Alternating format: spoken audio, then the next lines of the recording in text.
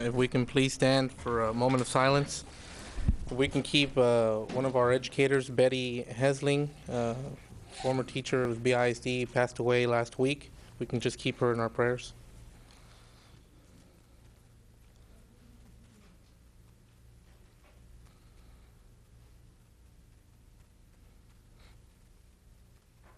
Thank you. Mr. Sass, can you lead us in the Pledge of Allegiance? I pledge allegiance to the flag of the United States of America and to the republic for which it stands, one nation, under God, indivisible, with liberty and justice for all. Under the Texas flag, I pledge allegiance to thee, Texas, one state, under God, one and indivisible.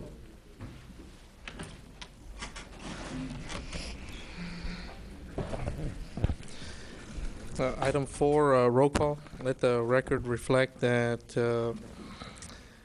Ms. Pena is not with us today. Should be out of town all week. Our board president, Mr. Aguilar, is in Washington, D.C. with Mr. Springston for the Broad presentation, and Mr. Colunga has not showed up yet or called that he was going to be late. Item 5, Ms. Pat. Recommend approving the agenda of the regular board meeting of September 15, 2009 with any corrections or deletions. I move. Ms. Fox. Mr. President, we do have a few changes under conference presentation. Letter A, item number 4. Page 44 will be replaced with page 44A. Under item 11, general function. Item number 30, pages 150, 151, and 152 will be deleted from the agenda and the backup. And under section B, payments, item number 37, page 295 will be replaced with page 295A. Those are all of the changes. Okay, with those recommended changes, I move to approve. We have a motion by Mr. Saez. A second. I'll second. Second by Dr. Escobedo. All those in favor? Aye. Aye. Motion carries. Item 6. Recommend approving the minutes of the regular board meeting of August 12, 2009 with any corrections.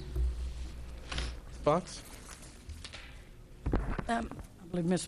Perez Garcia has a question. Yes.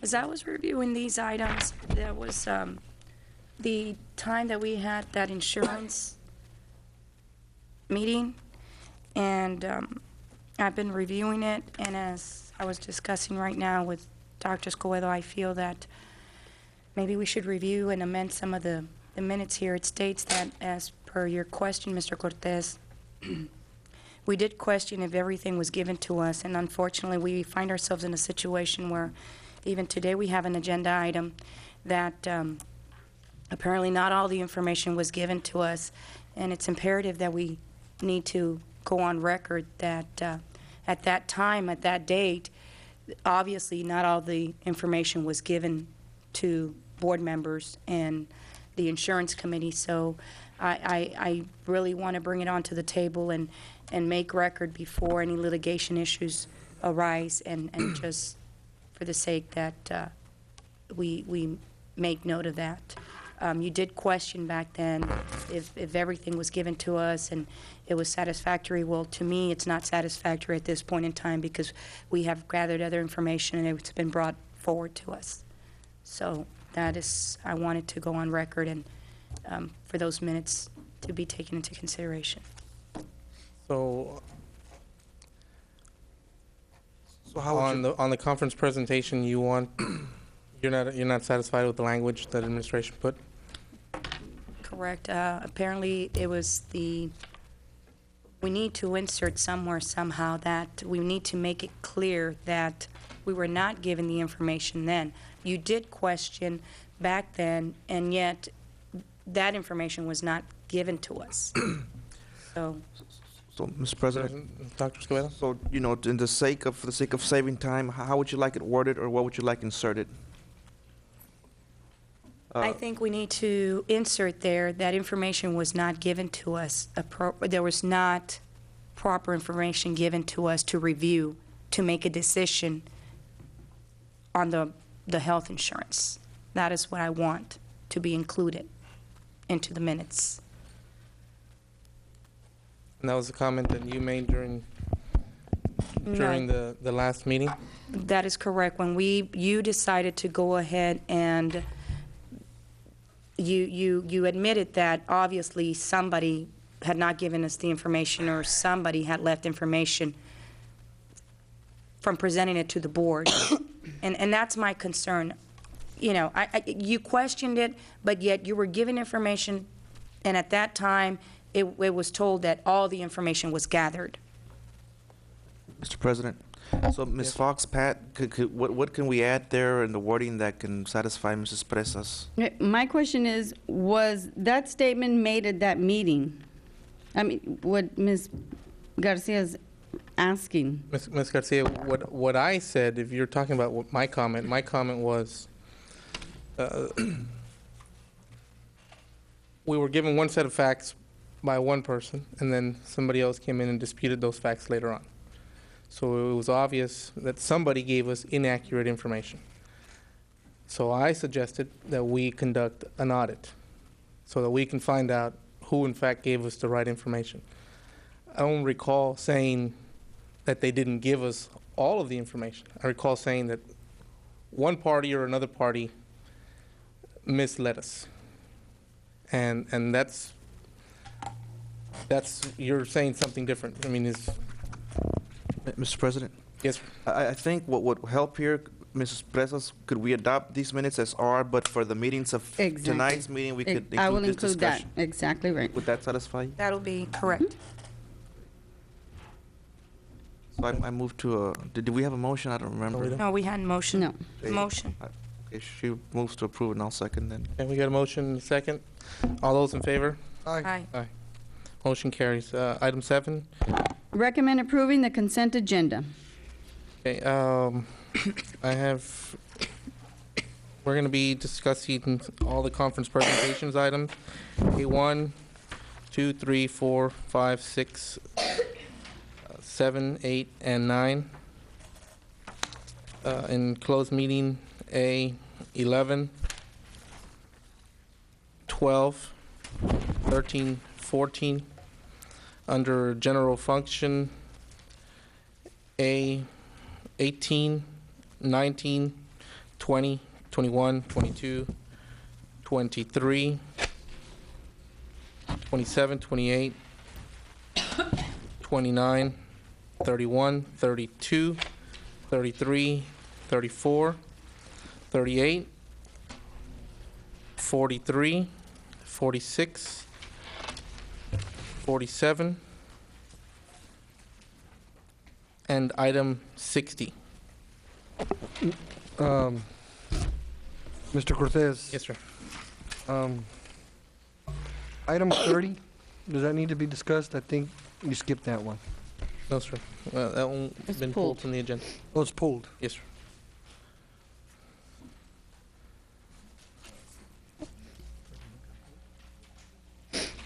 Do I have a motion to approve the consent agenda? Motion to approve? Motion by Mr. Sias, Second. second by Ms. Presas. All those in favor, say aye. Aye. Aye. Motion carries.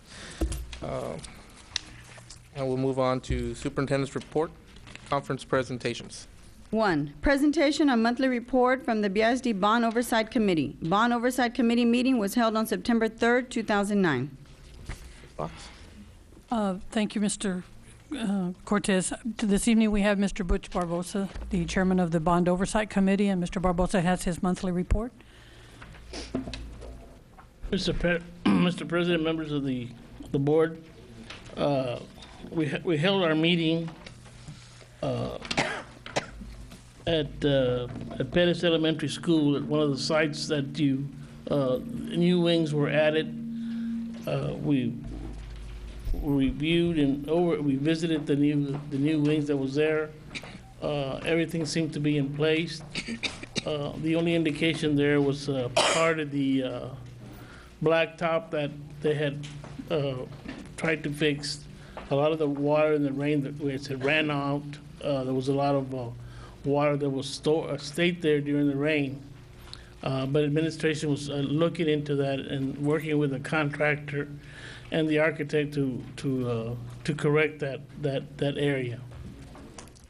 The other presentations as far as the money that was used for the remainder of the projects were pretty coming to an end on the bonds that was voted by the taxpayers and the way the money's been used. The only biggest item that we have out there right now is just the new veterans school, the high school that's coming up. It seems to be ahead of schedule, but everything is coming well. Also, one of the things that the Oversight Committee came saying that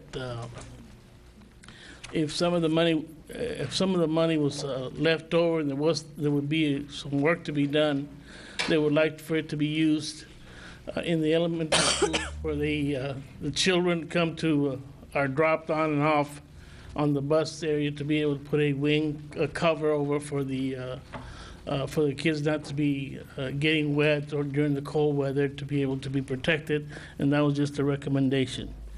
The final item that I'm going to bring to you is that the committee had requested people that had not showed up for the meeting for 3 meetings. The committee voted to remove them from the committee, and that means Rebecca Bausman, Hector Hernandez, and Pat Lehman that had missed 3 meetings, and it was unanimously that they be removed. And we have notified the superintendent, in which they would notify the board member that had appointed those individuals for new appointment to be able to join us in the committee. And that's pretty much our meeting. If you all have any questions that you'd like to ask or anything other than that. Mr. Barbosa, thank you for coming up today. I guess I'll just have one question. Administration has been working well with your group? They've been working very, very well. Mr. Tapia and the rest of the maintenance people there they've worked very, very close with us in giving us information of all the projects that have been going and places that we have actually visited, the work orders, the change orders. All that information has been given to us at our regular meeting that we have. And then when we come to report to you, they usually have already been approved by you all or are going to be approved by you all. Special thanks to the finance department because they've really kept us informed of how the money is spent, when it's sent out, when the checks are issued, who they're issued to, and giving us a balance that is still remaining. And like I say, all the projects are pretty much in the 90 percentile except for the high school that's remaining. Other than that, everything is pretty much well in course. Mr. Barbosa, how are we doing on getting the lines, the water lines out to the high school? That pretty much has been completed. Mr. Tapia would be able to maybe tell you more informed of as far as the naming, but all the lines have been connected and have been worked out with the PUB people and the people that are out there at the I forget the water district that's there, that to be able to provide the water that is needed. As far as the fire department was concerned, they needed the additional pressure to be able to go in there, and that has been worked out. And it's pretty much been on top of it as far as all that, the water lines connected and the water line. They're already started doing the blacktop out there, so it's pretty much in completion. Mr. Barbosa, thank you for your service in the bond oversight. Okay. Thank you very much. I'll just ask you just Anybody to please. have any questions? Yes, Mr. Barbosa, on that covered walkway for the school, is it additional monies it's going to cost us, or you've already told the contractor? No, what we're asking is that some of the money that had been turned from the old bond to be able to pay for the high school and money that has been worked at different at the different projects at the elementary level, at the middle school level, and all the projects. We're looking at possibility there will be some money left over from those bond monies. And we're asking that if there is, we're not saying that there will be, but if there is money left over, that we would like for them to consider making the cover for these schools that don't have it at the present time, to be able to provide the children with, when it's raining or when it's cold, the wind is blowing, and the buses are coming and dropping off the children, that be considered as one of the projects to be done with money that is left over.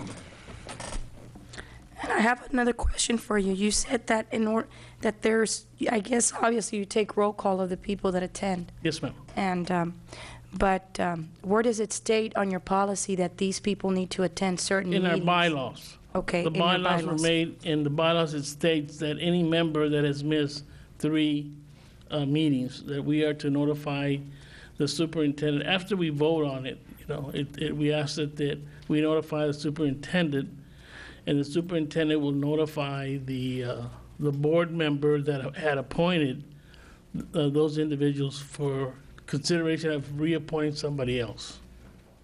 But that Okay. is in our bylaws. So what if we want to reappoint him again? Well, I mean, we Because can't- I think we should have the choice of selecting who we want to represent us. Not, I just find it odd that, these rules are done. And you see, BISD is very funny. We follow certain rules and certain rules we don't follow. And I commend you because you're trying to follow the rules. But it needs to go for everybody. And I think that what you need to clarify to us is that what goes for one should go for all board members. In this- other words, this that if we select a certain individual to represent us, that we just make it clear to them that they need to attend. I guess that's something that it's between us and the person that's representing us in that committee. I mean, I would want for my committee member that I appoint that he or she attends at all times, because that's how I gather my information, and I thank you for that, but I just think that we need to, I hadn't gotten a notice that some of these committee members were not attending. Ms. And, Plesas. All of the Bond Oversight Committee members are advised by Ms. Perez.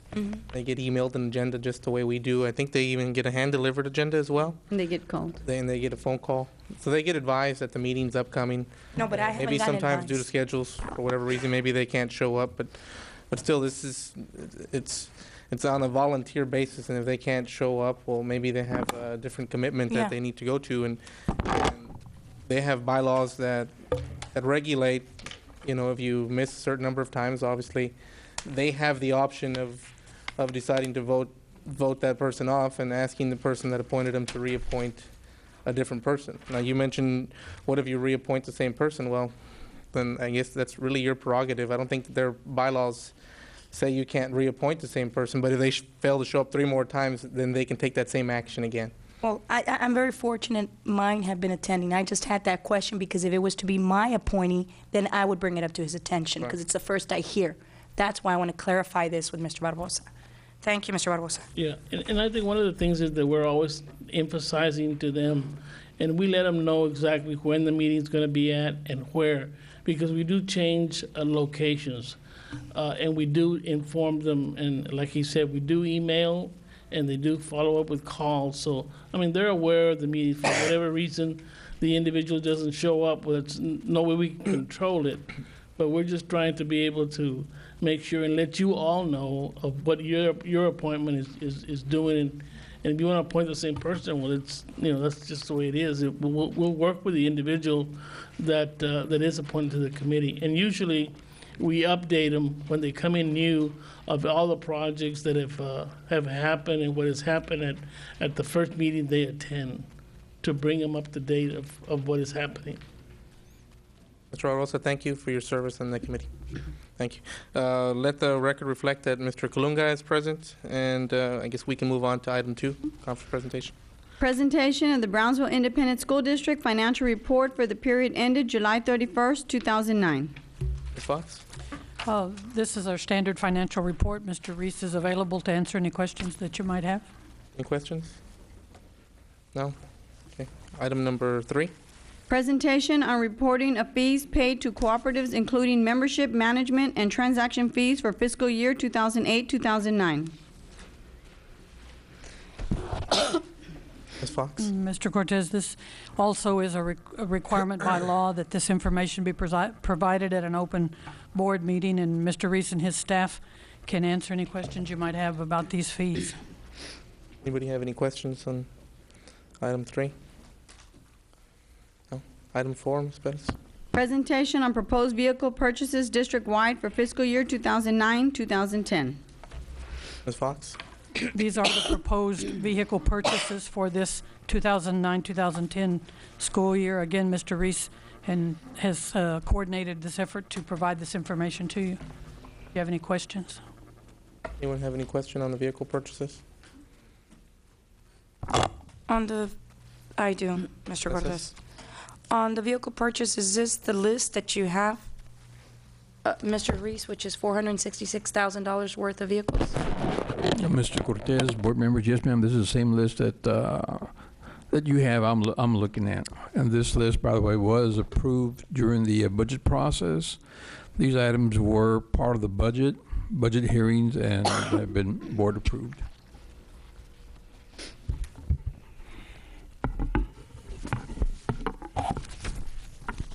Have any other questions, Ms. Garcia? I remember that I had requested for a report from the departments to see the vehicles that were going to be replaced and the mileage. What was it that they had on there, or if they were just something that we needed to replace? I know that we had questioned that. I never got that report, but are these vehicles that they've already removed and replacing those that were in existing on the fleet? I know that we had discussed transportation.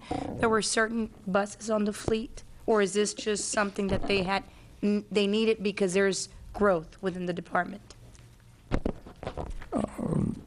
These are not buses. No, I remember the information you requested was strictly for buses and the replacement schedule and so forth. These are vehicles that are being requested simply because they have additional needs, and or the vehicles that they have there might be very, very old already. Do you know we auction any vehicles? I really don't know, ma'am. I know we do. We're going to have an auction that was scheduled for last weekend, and that was for buses and other vehicles, but I don't have specifics. When we auction those vehicles, can you make sure you give me the report, forward it to us, to see what we got out of those vehicles that were auctioned? Yes, ma'am. And attached to that, see if we can get the backup of the vehicles, how the maintenance was done on those vehicles and the mileage and how they were maintained. Please. Yes, ma'am. Item 5. Presentation on notification of contingency fund change orders. Ms. Fox?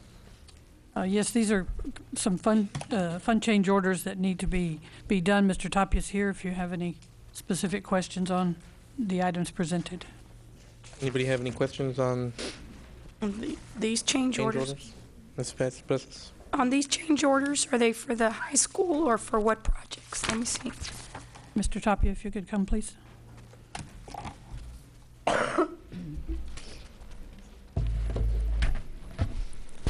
Thank you, Ms. Fox, Mr. Cortez, President, Interim Chairman, members of the school board. These change orders, the first one for the high school, does not have to do with the general contractor that's building the school. This was a separate contract made for the lift station and force main extension line. And one of the things that we don't have in the project, because the lift station is so far in the back, is we don't have power to it. So we're running through the utility contractor, we're running a trenching with a conduit to feed from the nearest transformer 450 feet to the lift station, so we can set up a concrete pad so PUB can run their lines to set up power for the lift station. So that's what this change order is, but it's under the utility bid we have with Peterson Construction. So for the lift station that is needed there, were you aware that that was going to be needed and the extra cost? or what's it gonna cost us? We were, during the design, we were looking at different options because we have a CP&L that's also a provider, but their cost was $24,000 to extend the line out there to be a completely separate run. So we worked with PUB to see if we can get a cheaper line through the Public Utilities Board, since they provided power to the high school. So the route we thought we were going to go CP&L turned out to be more expensive, so we're going this second route, and we're addressing it through this utility contractor. So do we know how much it's gonna cost us yet? The cost is $12,599. How much more are we gonna continue to expect, to spend on this high school? It seems that we continue to have change orders on the high school. If it's not a flagpole, it's a lift station. If it's not a lift station, it's the water lines. We keep just adding, and it seems to me that somewhere, didn't we pick up all these on the blueprints, or even at the time that we were foreseeing the construction? As I said, we foresaw going through CP&L, and you go directly to the power company. You don't deal with any contractor, but that turned out to be a more expensive proposition. So this is half the cost, and we're covering it within the contingency fund of a current contract. We're not adding to the contract amount that the board already approved. This is within a $15,000 contingency allowance we set up for the possibility of having to do work other than CP&L. So we planned for this, and we put the contingency on there in case we had to go this route. Any other questions, Ms. Garcia? It just seems that we are constantly either changing orders or just doing something to the construction, and we all know better that on the change orders, that's where the money's at. And I'd like to bring that up to the public. Thank you. He did, though, just reference to you that they're actually saving money by going to a private contractor. I think it would instead of save a lot CP&L. more if we didn't pay anything. Then we That's the wouldn't- point. then we That we wouldn't be keep building a spending. high school. No, we keep spending, we keep overspending, and our money's not gonna last long enough, Mr.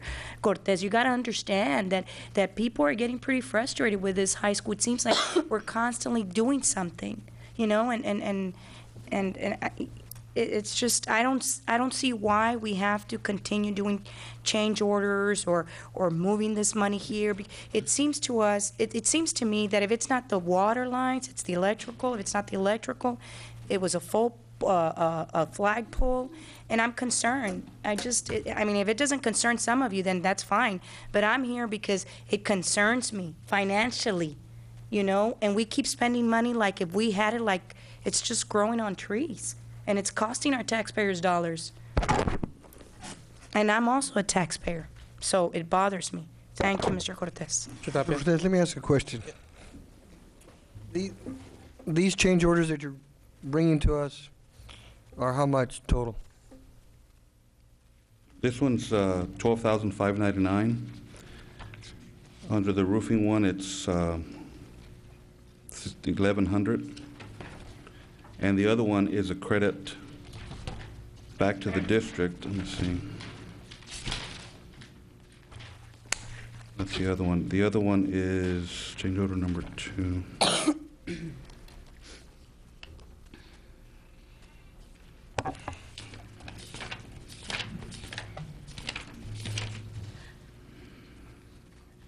It's a credit back to the district for $8,400, money coming back.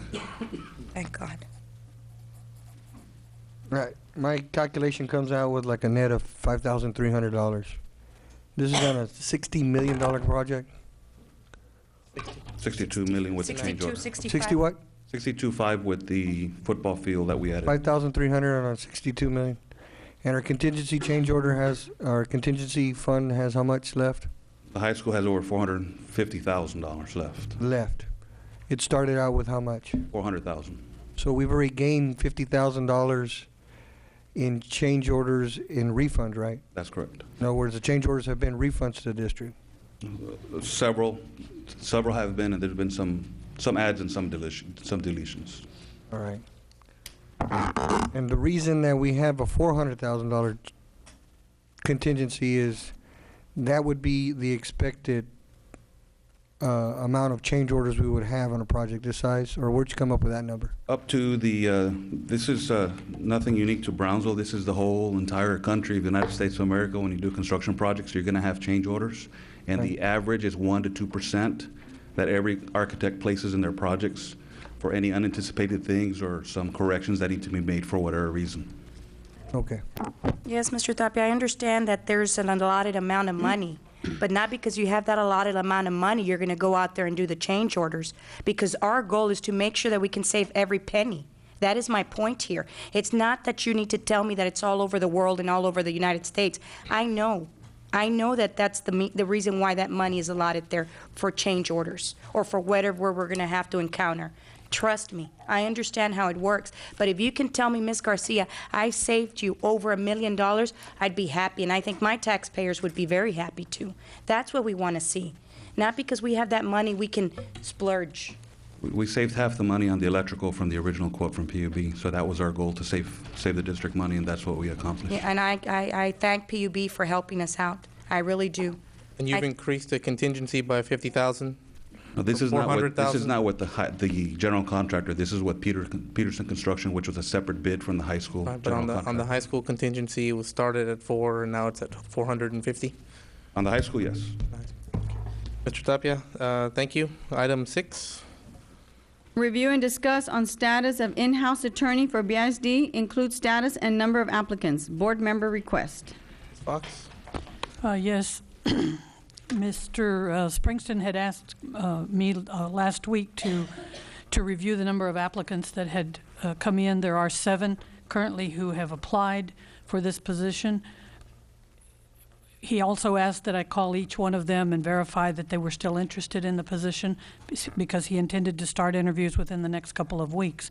5 of those people responded positively. 5 of those applicants, yes, are still interested. 1 declined, and 1 we have yet to be able to get in touch with. We've left several messages, and the person has not returned the call. So we currently have 5 applicants for this position, and Mr. Springston's plan is to begin conversations and interviews with those 5 within the next couple of weeks.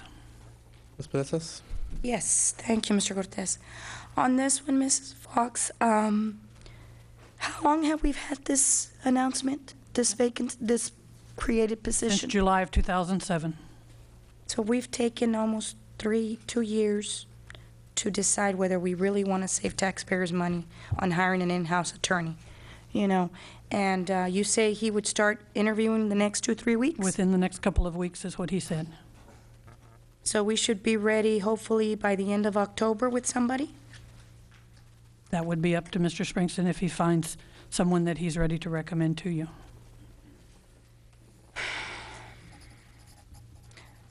What is the salary that you guys have this position for? It's a level 8 salary, which is between $88,000 and $125,000. That's the range of the level 8. The job posting still remains up, so applicants can continue to apply up till the time that he begins the interview process. Do you still have the original job posting when it went out on 07? Yes, or has it been modified? No, or ma'am. made change? It's the same job posting, and we do have it in the HR department. We have it. Okay. Any other questions? No, thank you. Item 7. Presentation by administration on the total cost to the district for advertising in local publications with a breakdown by department, school, etc., and to which vendor the advertising dollars are being spent for the years 2007, 2008, and 2008, 2009 school years. Board member request. Ms. Fox? Yes, Mr. Cortez. Mr. Springston did inform me that he has begun putting this information together. I do not have anything to share with you tonight. However, he has begun working on pulling that together through the purchasing department, which by law has to do a lot of advertising, as well as the Public Information Office. Drew Brown and her staff are doing advertising for the district all the time. Individual campuses do advertising, but most of those are paid for by their campus funds. It usually has a little statement under the ad, paid for by the individual school PTO or the band boosters or whatever. But he is in the process of pulling this together through Mr. Reese and the finance department, the amount of money that's spent on advertising as requested here. I don't know if you have any other specific questions. Well, You know, the reason I had asked for this item to be placed on the agenda is, you know, nowadays we live in such a technological advanced society that there's so many alternative methods of communication with the parents. And so I know in years past, each high school had its own newspaper that it circulated, and I just wondered why a district this size, you know, along the lines of what Ms. Presas was saying, you know, looking at areas where we can conserve and save money, you know, maybe have a district circulation that's advertising. I mean, I know that cumulatively, if you add everything up, it's going to be in the hundreds of thousands of dollars that we spent on advertising year round. And so that was one of the areas that I felt, you know, maybe we should discuss what other alternatives are out there. You know, I know that obviously not every family is internet access, but if we can in-house some type of circulation out to the community, that something to look at as far as a cost-saving measure to the district. That's something I would like to look at, but unfortunately we don't have any numbers tonight that we can specifically look at and reference. So I guess unless anybody else has any questions, maybe we can have this discussion later when they give us all the facts and figures so that we can really take a look at the meat and bones of this. Ms. Presas, you had a question? Yes, Mr. Cortez. The question is, I noticed that on the newspaper, first question, who's responsible for advertising and paying for the advertisement when we're going to change from one insurance carrier to another? Can somebody answer me that question? Mr. Reese? Mr. Fuller? Basically, I'm sorry, Mr. Cortez, Ms. Fox, and members of the board. Basically, you're asking the question, who's responsible for paying it? The district is responsible for paying that cost. For the advertisement? Yes. Why wouldn't we make the insurance responsible? They're the ones that make the money. We don't. I mean, I would like to see that change. It is to their advantage to notify the district. Why should we have to fork out all the bills? I would like that to be taken to consideration, Mr. Cortez, because if we're advertising, I mean, we're doing our share by advertising on the web. Why can't the insurance companies do their share by them paying their own advertisement to tell the district, we're going to have signing up at your campuses on this dates? Why should we go and pay the newspaper or the ads out there that are a little more expensive? I mean, we have our own forms of advertising, like you say. I would like to have that taken into consideration also. Well, you know, it's Future, something you can bring you up know? when they actually present us the numbers. Because- I'm glad that here gonna that look at that. they are working on getting the numbers for us. It's something that I'm sure it'll be astounding when you see by school, by department, and then cumulatively when it's all added up, it's in the hundreds of thousands. And so as we begin to have those conversations, you know, maybe there are alternative methods, and you can bring up any of those questions or concerns you have at that time. Anybody else have questions on item 7? Okay, then item number 8. Presentation by administration on the district's health care plan cost to the district for the year 2003 to present. Board member request. Ms. Fox? Thank you, Mr. Cortez. I believe Mr. Fuller has some of this information here. Mr. Fuller? Yes, thank you, Ms. Fox. Basically, I do have some information for the costs of the TPA claims paid since 2003-04. Let me go ahead and give them to you. I'm not going to round them, but I am going to round to the nearest $1,000. For 2003-04 is $26,025,000. For 2004-05, $23,605,000. 2005-06, $26,862,000. 2006-07, $28,655,000. 2007-08, $34,769,000. Now for 2008-09, at this point in time of the information, we only had a 10-month claims paid, but what we did, we just annualized it. And at that point in time, at 10 months, we were looking at about a $40 million cost. Now, let me go back a little bit. Let me give you the percent increase. Excuse me, Mr. Fuller, can you make copies of that and give to us? We can get, Okay, you should have been ready to give us a copy each, because I think that's only appropriate that you share that document and hand it over to us. well, Can that's, you, right now, that's why we're giving you the numbers, so you can, no, we can you give me costs. what you're reading from? Can you have Miss Patty make a copy? I'd rather have it with me in front of me. We can get copies to you, yes, ma'am. Let me go back and give you the percent increases.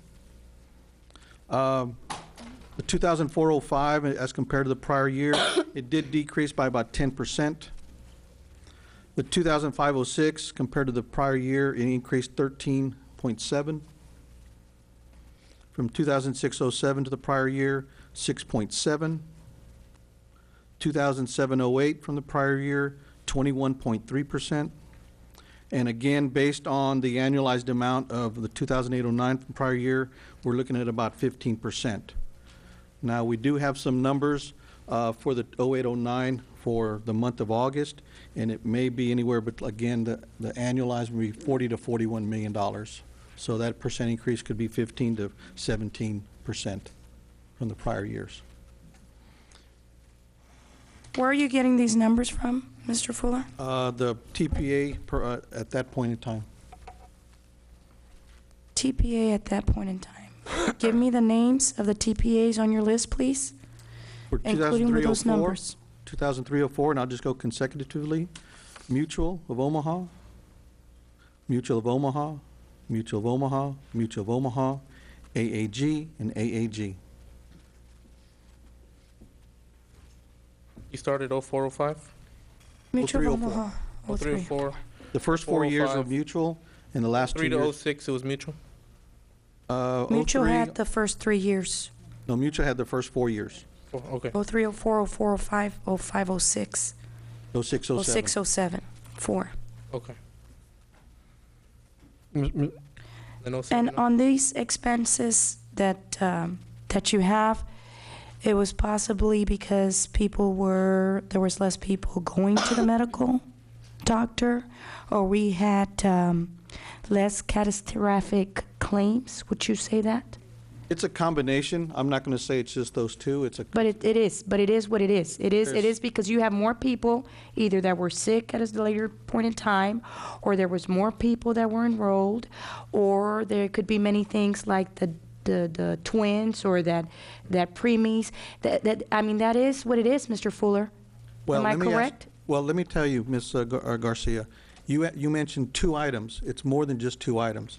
It's a numbers amount of items. Okay. There's other factors that are involved for any type of these. What I want you to do, Mr. Fuller, because I've been reviewing information on the 3rd floor, I want you to give me a copy of that today, We'll get you before I a leave, copy of please. this, Ms. Garcia. before I leave, please. We will get you a Okay? copy. Thank you, sir.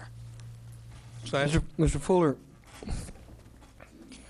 from what you're hearing is happening nationally, does these numbers sound, sounds unconscionable that in 2 years, our insurance cost goes up $12 million from $28 million to $40 million in 2 years? Yes, the way it looks right now, that's where it seems to be heading. I mean, it seems to me something's got to be done because the district, this is one of the few benefits that the district provides to its employees where the district pays the cost itself, right? Correct. If this happens, it's going to end up costing the employees. Employees can't afford this kind of elevated Correct. cost, can they? There has to be some sort of cost containment measures put in place. And that's why I think when it was discussed at the last board meeting, one of the items you're going to be seeing on this agenda, we're going to be requesting an audit of the TPA. Okay. That And- it seems like the jump from 6% to 20% from one year to the next, it just doesn't sound rational when 1, 2, 3, 4, 5 years previous to that, you had just a jump of 2 million, even went down a couple million, went up a couple million, went up a couple million, all of a sudden goes up 6 million, and then goes up 12 million? That just, The 2-year period, yes. I mean, we really have to approach this because the district can't afford that. No, we cannot. I mean, if you look at the big picture of things, the district has an overall budget. What happens is it starts increasing in amount that we have to pay out in expenditures because we're getting more schools, we have more maintenance and operation, correct? Yes. The employees get a raise, and we have about the same amount of students, right? Correct. And we're not getting more funding because the state didn't increase the amount that we get per student. Correct. They did, but again, you're tied to target revenue when it comes to the funding. Right. So it seems like we're burning a candle from two ends, and something's going to have to give. It's one or two. It's either you contain costs or you contribute more. And when I say contribute, it's going to be a shared between the employee and the district. Wow. Mr. Fuller, I also have a question for you. Did you do research as to how much money we got back in return for mutual insurance? How much savings do we get? How much do we get back? No, right now, what we're discussing is just the claims No, paid. because if you're going to give me the pie, give it to me complete, not in halves. If you're going to tell me what we're going to pay, tell me what we have saved. Don't keep things out of the loop. You need to be fair. Okay, so you are telling me that you're only taking certain information and you're feeding me certain information about how much it's going to cost me, but how much am I going to save at the end? Okay, because I know that this district has been getting refund checks back. We've been getting money back through the prescription. Ms. Presas. Okay, and it upsets me, Mr. Cortez. Rick's item only called for a district health care plan cost. So that's all But that's all that they give if that's all that you ask for. Well, I think If we you need want to to bring be. a separate presentation item at the next meeting with more along the lines of what you're asking, I'm sure administration will. Well, Mr. Cortez, it's very deceiving, Mr. Cortez, the way we do things here. And I'm going to say the way because we need to include as a we, not as a you. And I don't appreciate when we're giving only halves. I don't, sir. That's why we keep getting in trouble. That's why the last time that you were sitting over there, you said you agreed. And I commend you for agreeing with me. Because I had already told you, Mr. Cortez, this doesn't sound right. So obviously something's happening, and we're not paying attention to what's going on. And that's why it bothers me. And that's why I continue to bring all my information, whether it's from one insurance company or the other, because I also have questions. And if we're only asking only certain questions, we're not nipping it. No, ma'am, And it's wrong. You're able to ask any question you like, but the background that administration was asked to present tonight is only on one specific area. And again, you're free to ask for any conference presentation you like. If there's other relevant facts that you want at the next regular scheduled board meeting, just like every other board member here, we can submit an email to the superintendent's office, and they'll present it to you at the next meeting.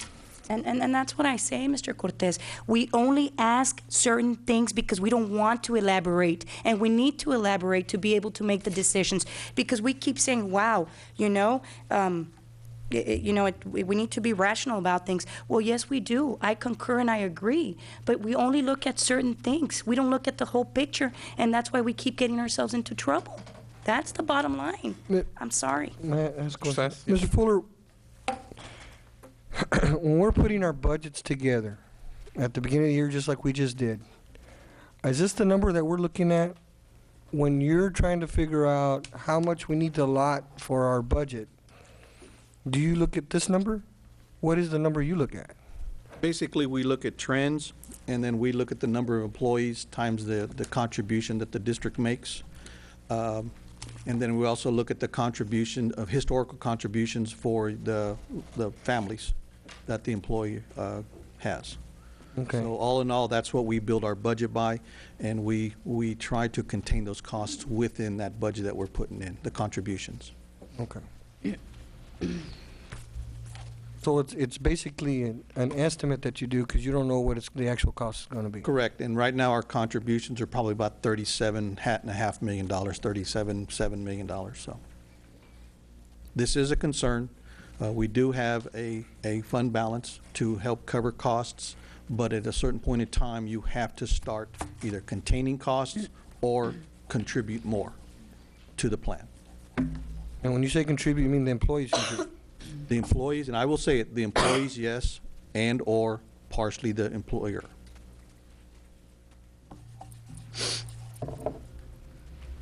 Questions, Mr. Sass? No. Kalunga?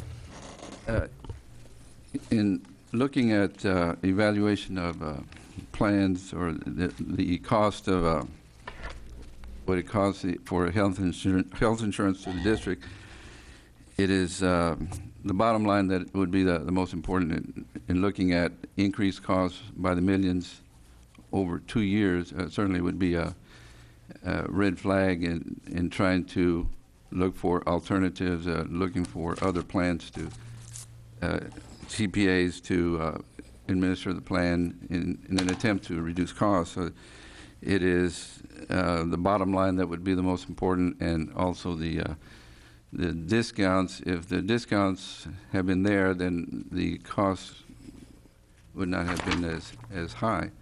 So I think that's certainly a no-brainer to go out for a proposal based on a higher cost to the district. When you have,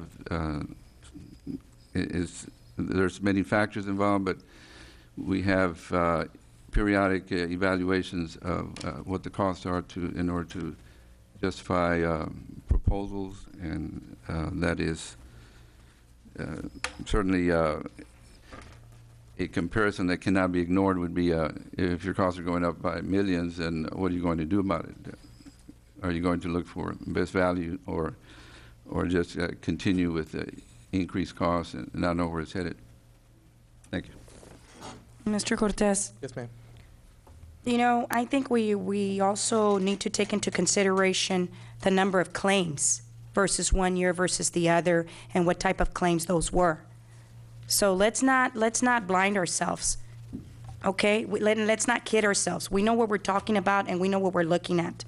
But the bottom line is that you can't tell me that in the past, because I've sat down and reviewed not 30 boxes, but I know that the TPA has been continuously the same TPA for many, many years. And that's what bothers me. Why isn't that a red flag? All of a sudden there's a red flag if there's millions, but there's not a red flag if we have the same TPA? Where are the increased costs? I would like for you to come and sit down, Mr. Colunga, and we can review the boxes. No, Okay. I'm looking at an audit to do that. Well, believe me, we need to, sir. I Certainly. concur with you. Okay, item 9.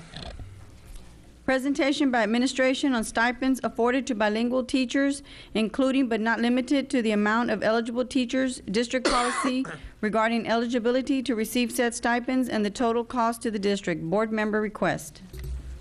Ms. Fox. Thank you, Mr. Cortez. Ms. Monfiles has done some research on this and gathered some information on the stipends that bilingual teachers in the district receive, and so at this time I'll call on Ms. Monfiles to present that information.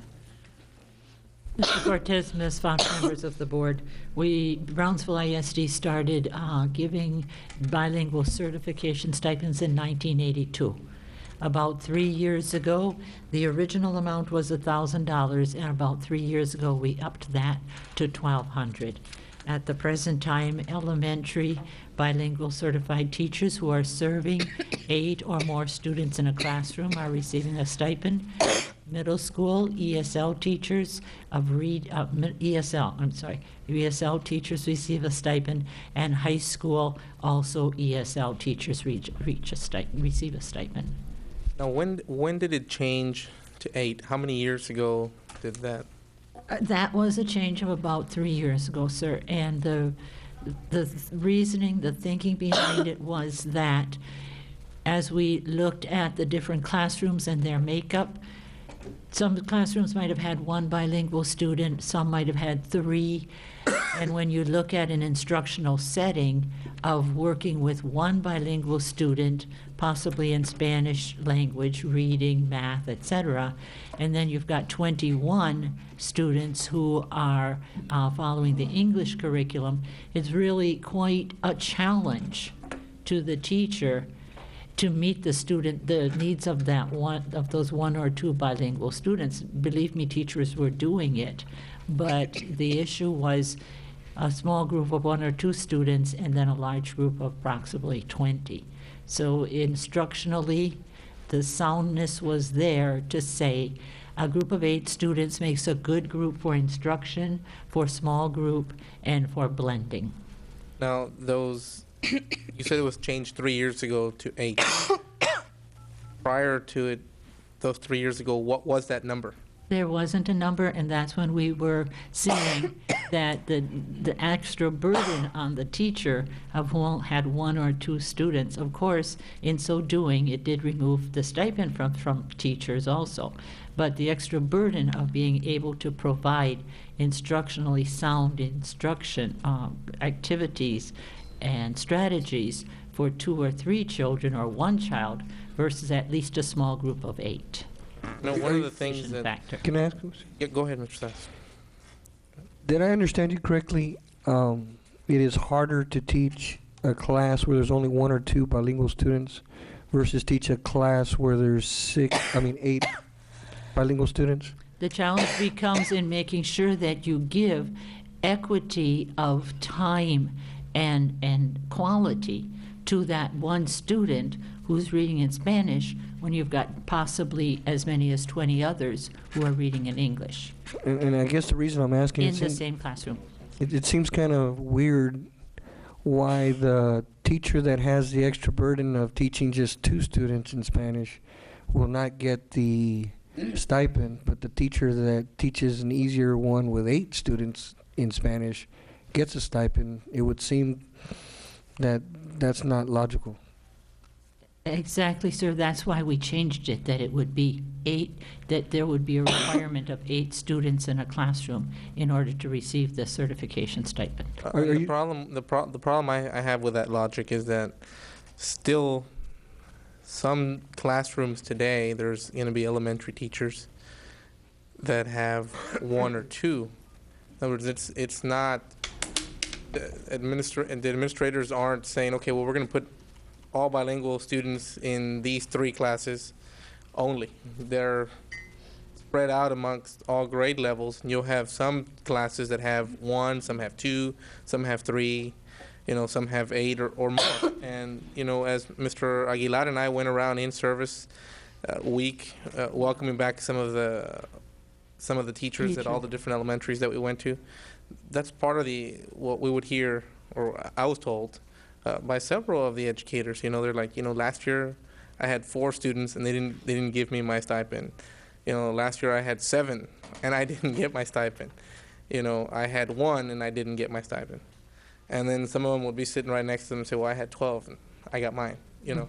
And it doesn't seem fair the way it's set up. If it's truly intended for only 8, then those campuses should only place them in those classes where they're going to get them, and don't give that teacher that extra workload if you're not going to give them the stipend.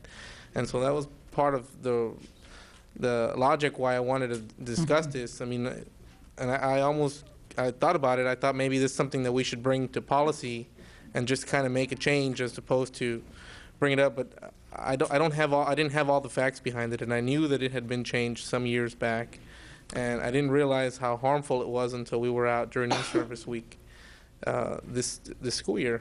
And there was a lot of concern about it by a lot of the educators. So I'm just wondering how we can address this situation. If I may, we'll have Ms. Gonzalez work with the area superintendents and check carefully to see if there's some situations like that could be remedied. Ms. Gonzalez, it seems like you really want to say something. Vernacular. Did you want to approach and say something?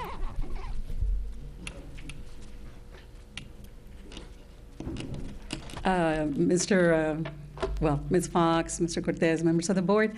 No, I'm just here as a resource to support what Ms. Monfils is saying. And in reference to your question, Mr. Cortez, the reason that the sprinkling of the kids happens is because campuses have that right to place kids in instructional settings. But what we were being taxed as a district was trying to meet the need of number of certified teachers. So when the sprinkling happens, you might have a teacher who is certified with 2 kids. And then there's a need in 5th grade for a certified teacher that has 20 kids. And that so not a one study of the- was done, about 3 years ago, and it showed those patterns of needs for certified teacher. And then with the No Child Left Behind, highly qualified things, and so it's an issue of certification too. The groupings, that's a campus decision. Is this not one of our recruiting tactics that's used? You know, we offer a bilingual stipend, and then you recruit this teacher, you bring them into one of your schools, and you give them 2 bilingual kids, and then you don't give them a stipend. I mean, is that not one of your tools to draw more teachers into our district?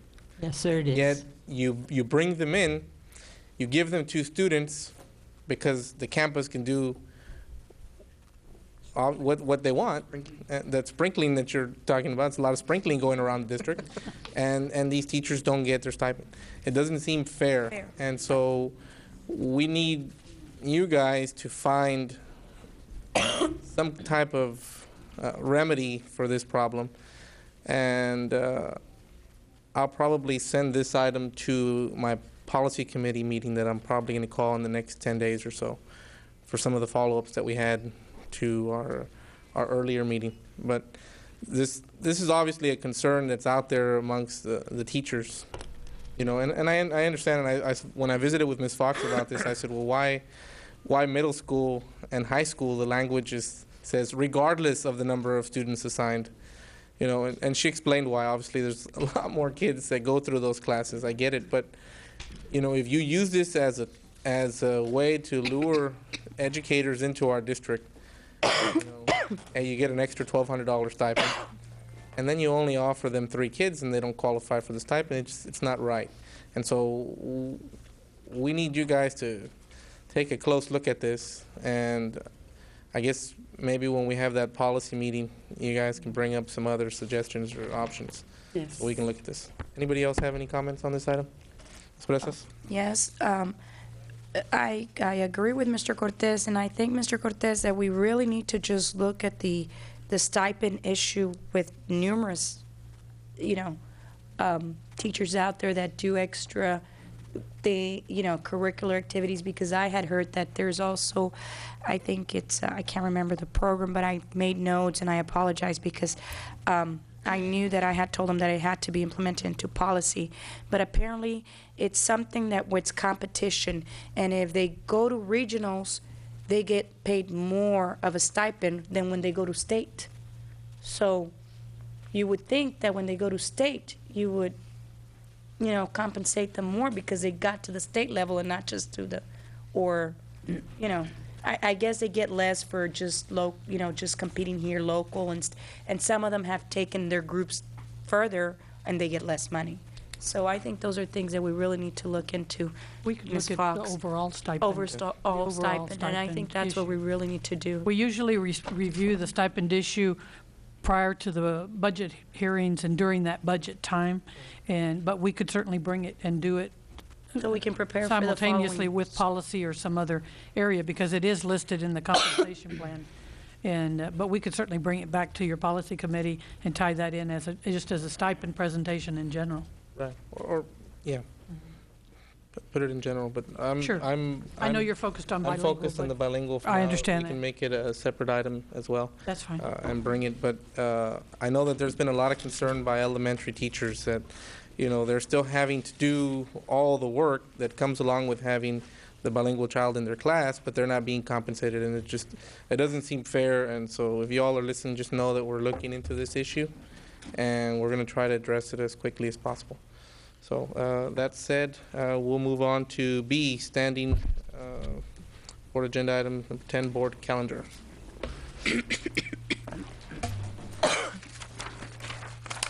Ms. Fox. Thank you, Mr. Cortez. Part of our calendar of events coming up this week is the BISD University Day on the Thursday, the 17th. DEIC, the first DEIC meeting will be on Monday, the 21st. And then we have a welcome back parent meeting the following day on Tuesday, the 22nd. The month ends on the 30th with BISD College Night. And then, of course, the first week of October is our open house at the elementary, middle schools, and high schools. I sort of saved the best for last, and that is that today the U.S. Department of Education Secretary Arne Duncan officially announced over 314 schools as U.S. Blue Ribbon schools. We are so proud that Southmost Elementary has been named a Blue Ribbon school for the United States, only 2 in the Valley and only 26 in the state of Texas. Ms. Bonfiles, congratulations to Southmost. The principal and his team will be traveling to Washington, D.C. in November to have a wonderful celebration with all of those others that were selected, but only 314 schools across the nation. It's a first for BISD, kind of like the Broad. It's a first for BISD. We now have a U.S. Blue Ribbon school. We're working with the AAs to get as many more as we can coming along, because all of our schools, we believe, are U.S. Blue Ribbon schools. Now we just have to get the paperwork and convince everybody else that they're that good. But we believe they are. Our success rate academically is well into the 80% this year, and the Broad, the U.S. Blue Ribbon schools, and those accolades we've gotten do nothing but reinforce that. So congratulations to teachers, principals, AAs, parents and faculty, and everybody else that has a tiny piece in our success of our school. So congratulations to Southmost Elementary.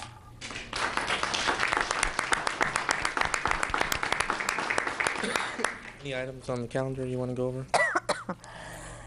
I did. Okay, public audience. The next item on our agenda is a public comment period. This is a time for citizens, staff, or students to provide their comments to the board. Statements and questions from the audience will not be permitted during other portions of the meeting, so please let us hear from you now if you have comments to present. To have your comments heard tonight, your name and the subject matter of your comments must appear on the sign-in sheet, which is located in the rear of the meeting room. Each speaker will be limited to 5 minutes to complete his or her comments. With all due courtesy, the presiding officer will strictly enforce that time limit. If a group of people want to be heard on the same topic, the board asks that they designate a spokesperson to avoid needless repetition. The board has adopted rules to preclude the abuse of open forum by, for example, anyone uselessly repeating the same comment or complaint meeting after meeting. All participants must understand that if your comment in the judgment of the presiding officer constitutes a complaint against an employee or officer, the presiding officer will interrupt and ask you to stop and direct you to proceed with the BISD's formal grievance procedures, be that DGBA, FNG, or GF local. With those cautions in mind, we will now be glad to hear the general comments. Okay, our first speaker is Carlos Quintanilla, miscellaneous and information. Carlos Quintanilla. Going once, going twice. Okay. Speaker number 2, John Shergill, school zone and cell phones. Comes.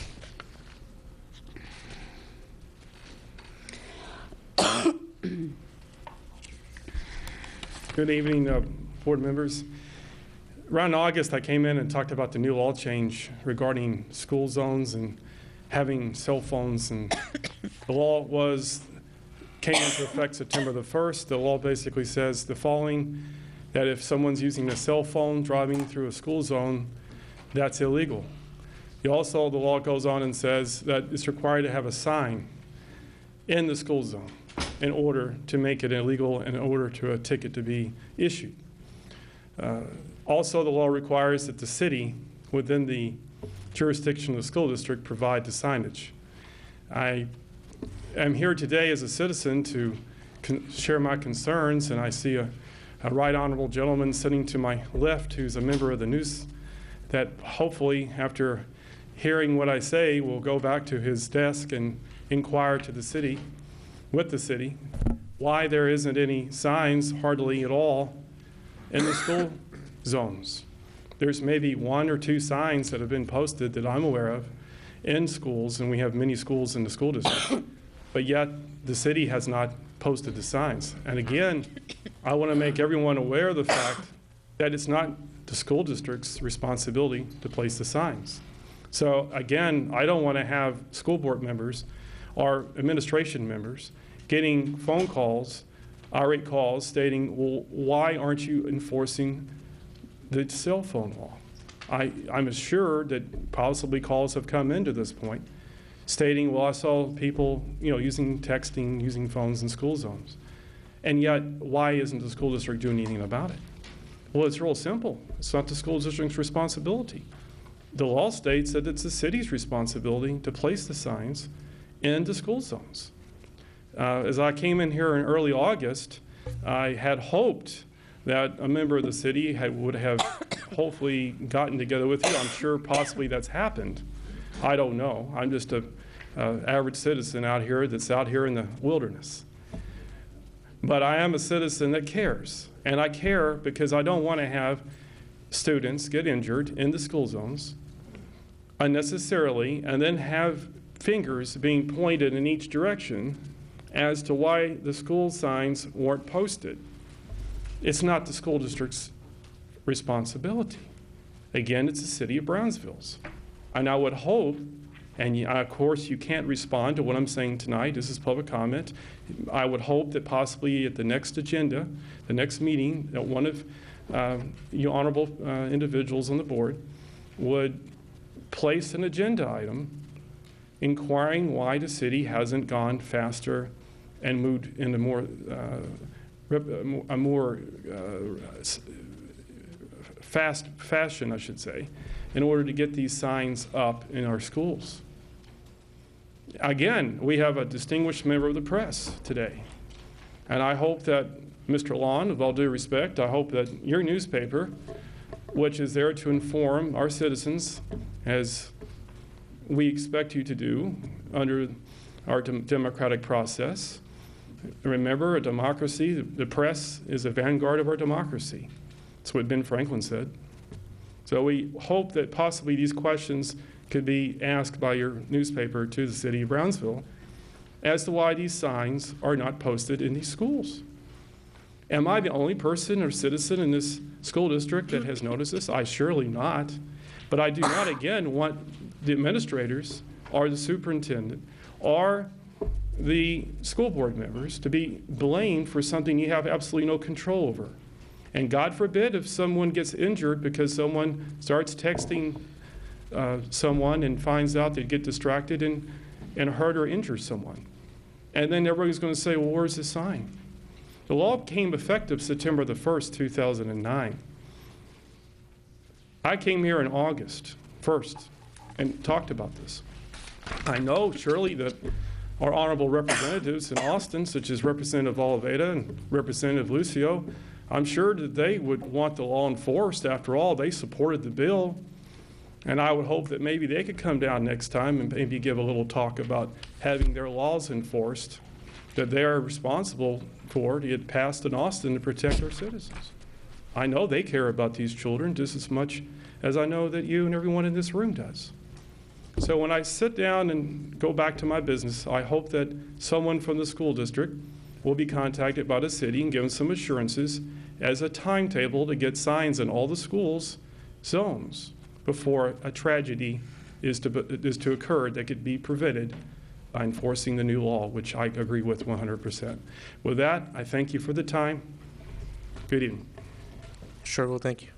Ms. Fox, that may be something you may want to have Mr. Springston contact city manager's office, find out what timetables we're looking at to I will placing convey all that the signs. to him. Yes, I will. Next speaker is Patrick Hems. Subject is EIC. Employee Insurance Committee. Employee Insurance Committee. My name is Patrick Hamas. I'm the proud insurance representative of the Association of Brownsville Educators, plus a long-term member of the Employee Insurance Committee representing my campus, Olivetta Middle School. I want to apologize to you first, members of the board. I hoped to have been here 2 weeks ago to talk to you and fell ill and did not come. I'd like to clarify some misrepresentations on the Employee Insurance Committee. It keeps coming out where 7 people voted on for the new provider. Okay, I want to go back a little bit with you. We started the process on Thursday, July the 9th, and we ended it on August the 12th when you as a board selected the new provider. During that time, administration called 3 meetings. Okay, you all had 2 meetings, including the one that you voted at, and we had our own meeting at one time also. So we had 6 meetings during this time. During this time, you had roughly 16 to 18 members of our committee that attended one or more of these meetings. Included 4 of the highest schools had representation, 3 middle schools, 2 elementary schools, numerous departments. Okay. You also had myself representing the Association of Brownsville Educators, and you also had a person representing the other teacher group, the Texas State Classroom Teachers Association. By my count, we represented somewhere between 4,200 and 5,000 employees. Okay. Most of these people came to more than one meeting. And the emails were also sent out and kept people up to date. So to characterize the fact that only 8 employees or 7 employees voted for mutual assurance is not a fair representation. We represent, okay, employees. So please take that into consideration. Now, it also came up, the question is, why didn't we have more? Well, we'd love to have more. Go back. When did we start? July 9th. When did we end? August 12th. Most of my colleagues are much more intelligent than I am. They go on vacation. Okay? They have doctor's appointments. Some of them had medical illnesses. Okay? Some of them were teaching summer school. All these meetings, including all the meetings for the board, were held during the daytime. The members could not attend then either. From what I have not heard of the members that have participated. Nobody's expressed any concerns or reservations about about your all's recommendation and hiring of the new one. Enrollment on my campus went exceptionally well. It's the first group that's given us a self-addressed envelope for mail-in to save employees money. Those are all positive signs. My friend George here to the left gave me a couple of notes also. So while I'm here, and I'm not nearly as humorous as George, but in talking about the $40 million and the $12 million increase and going back the 7 years that Mr. Fuller covered, during that time the employee contribution has not been raised. It is the same as it was 7 years ago. The district needs to take inflation into consideration because, as we know, nothing stays the same price-wise. If you can buy a new car, take that same model compared to 7 years ago, I don't think you're going to be able to get the same price, even with the car market the way it is nowadays. Also on the audit, we applaud the audit, okay? But we think you need to go back more than 2 years. If you only go back 2 years, who are you comparing it with? You need to compare it with the previous provider, which was Mutual of Omaha. So we recommend you go back 4 years on your audit. Okay. Again, okay, 4,000 minimum. They got 4,100 to 5,000 employees were represented during the month when we are off on vacation. Okay. Please take that. Go back also when we did have 50 members, and I have mentioned this to you on numerous occasions before. And we know we're only an advisory committee. Recommendations weren't followed.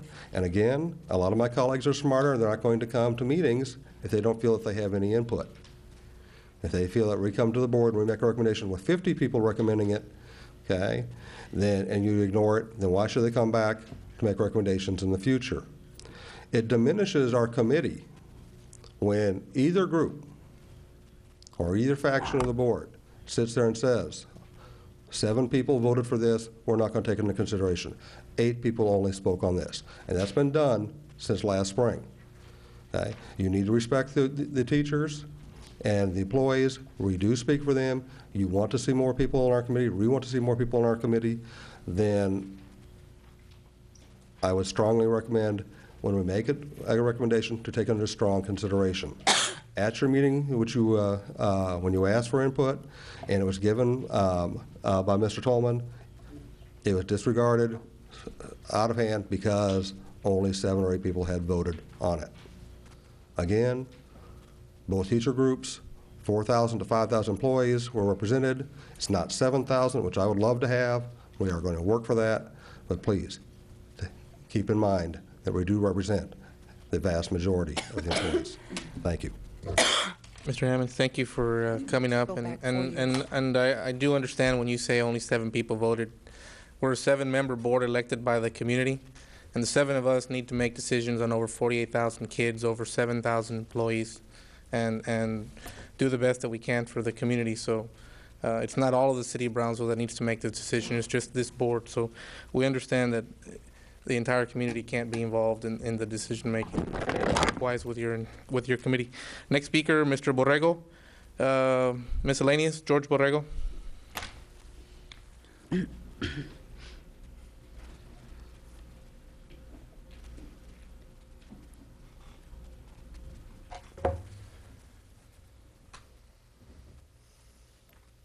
I wish I was in Washington. I admire the passion of this board and the commitment you have made. My name is George Borrego, Association of Brownsville Educators, Texas State Teachers Association, National Education Association.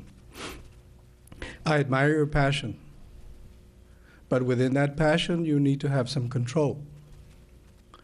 We are professionals, and we expect to be treated as professionals, and we will treat you as professionals. That level must never drop. We need to respect each other. Several months ago, a decision was made that was very controversial, hit the paper, and caused a lot of discussion and split on the board and split in the district. That decision was recently affirmed as correct. It was the right decision. And that was done by an outside individual that has nothing to do with the district or the individual that was terminated or will be terminated. It is over. It is done. And for the sake of our employees and our children, we need to go on with the business of the district. And I hope that's what's going to happen. You did it the right way, and you have nothing to be ashamed of. Most superintendents their contracts are bought out, and if you give them $100,000, the state charges you a penalty of $100,000 or something, somewhere in that vicinity, and you end up paying double. So this was done right. There was an article in the Herald from the gentleman that has been referred to several times about the Broad Prize and the light not shining on it anymore. That's not right. It still shines. The award was won. It was earned. It's ours. Nobody can take it away. We have kids in college taking a benefit of the $1 million in scholarship, and we're well on our way to grabbing another one. So the shine is not gone. It is still there, and it'll never go away. Item number 3 was on the conference presentation about something being made public about memberships and all of that. Does giving it only to the board make it public? Because I have no idea what those memberships were. That was a veiled complaint for those of you that didn't get it.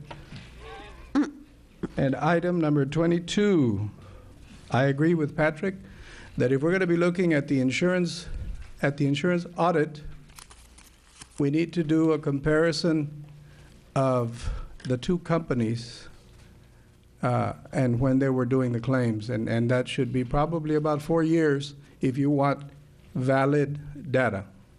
Thank you. Thank you, Mr. Borrego. Sir, you didn't sign up, sir? I got here today, sir, but I can speak for Mr. Carlos Quintanilla. I'm sorry, sir.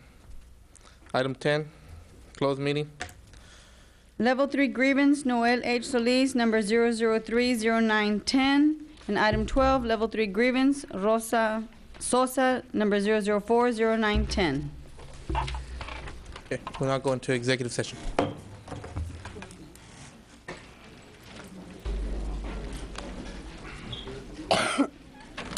Action on level 3 grievance, Noel H. Solis, number 003/09-10. I move that the letter remain till the end of the school year 09-010 and thereafter be removed permanently from his record and destroyed. Have a motion by Mr. Saez. I second. Second by Ms. Presas. All those in favor, say aye. Aye. Aye. Aye. All those against? Aye. Lunga. Okay. Item 14, board action on level 3 grievance, Rosa Sosa, number 004-09/10. I move that, to uphold, Level 2. level 2 grievance. A motion by Mr. Sass, a second by Mr. Kalunga. All those in favor say aye. Aye. All those against? Nay. Nay.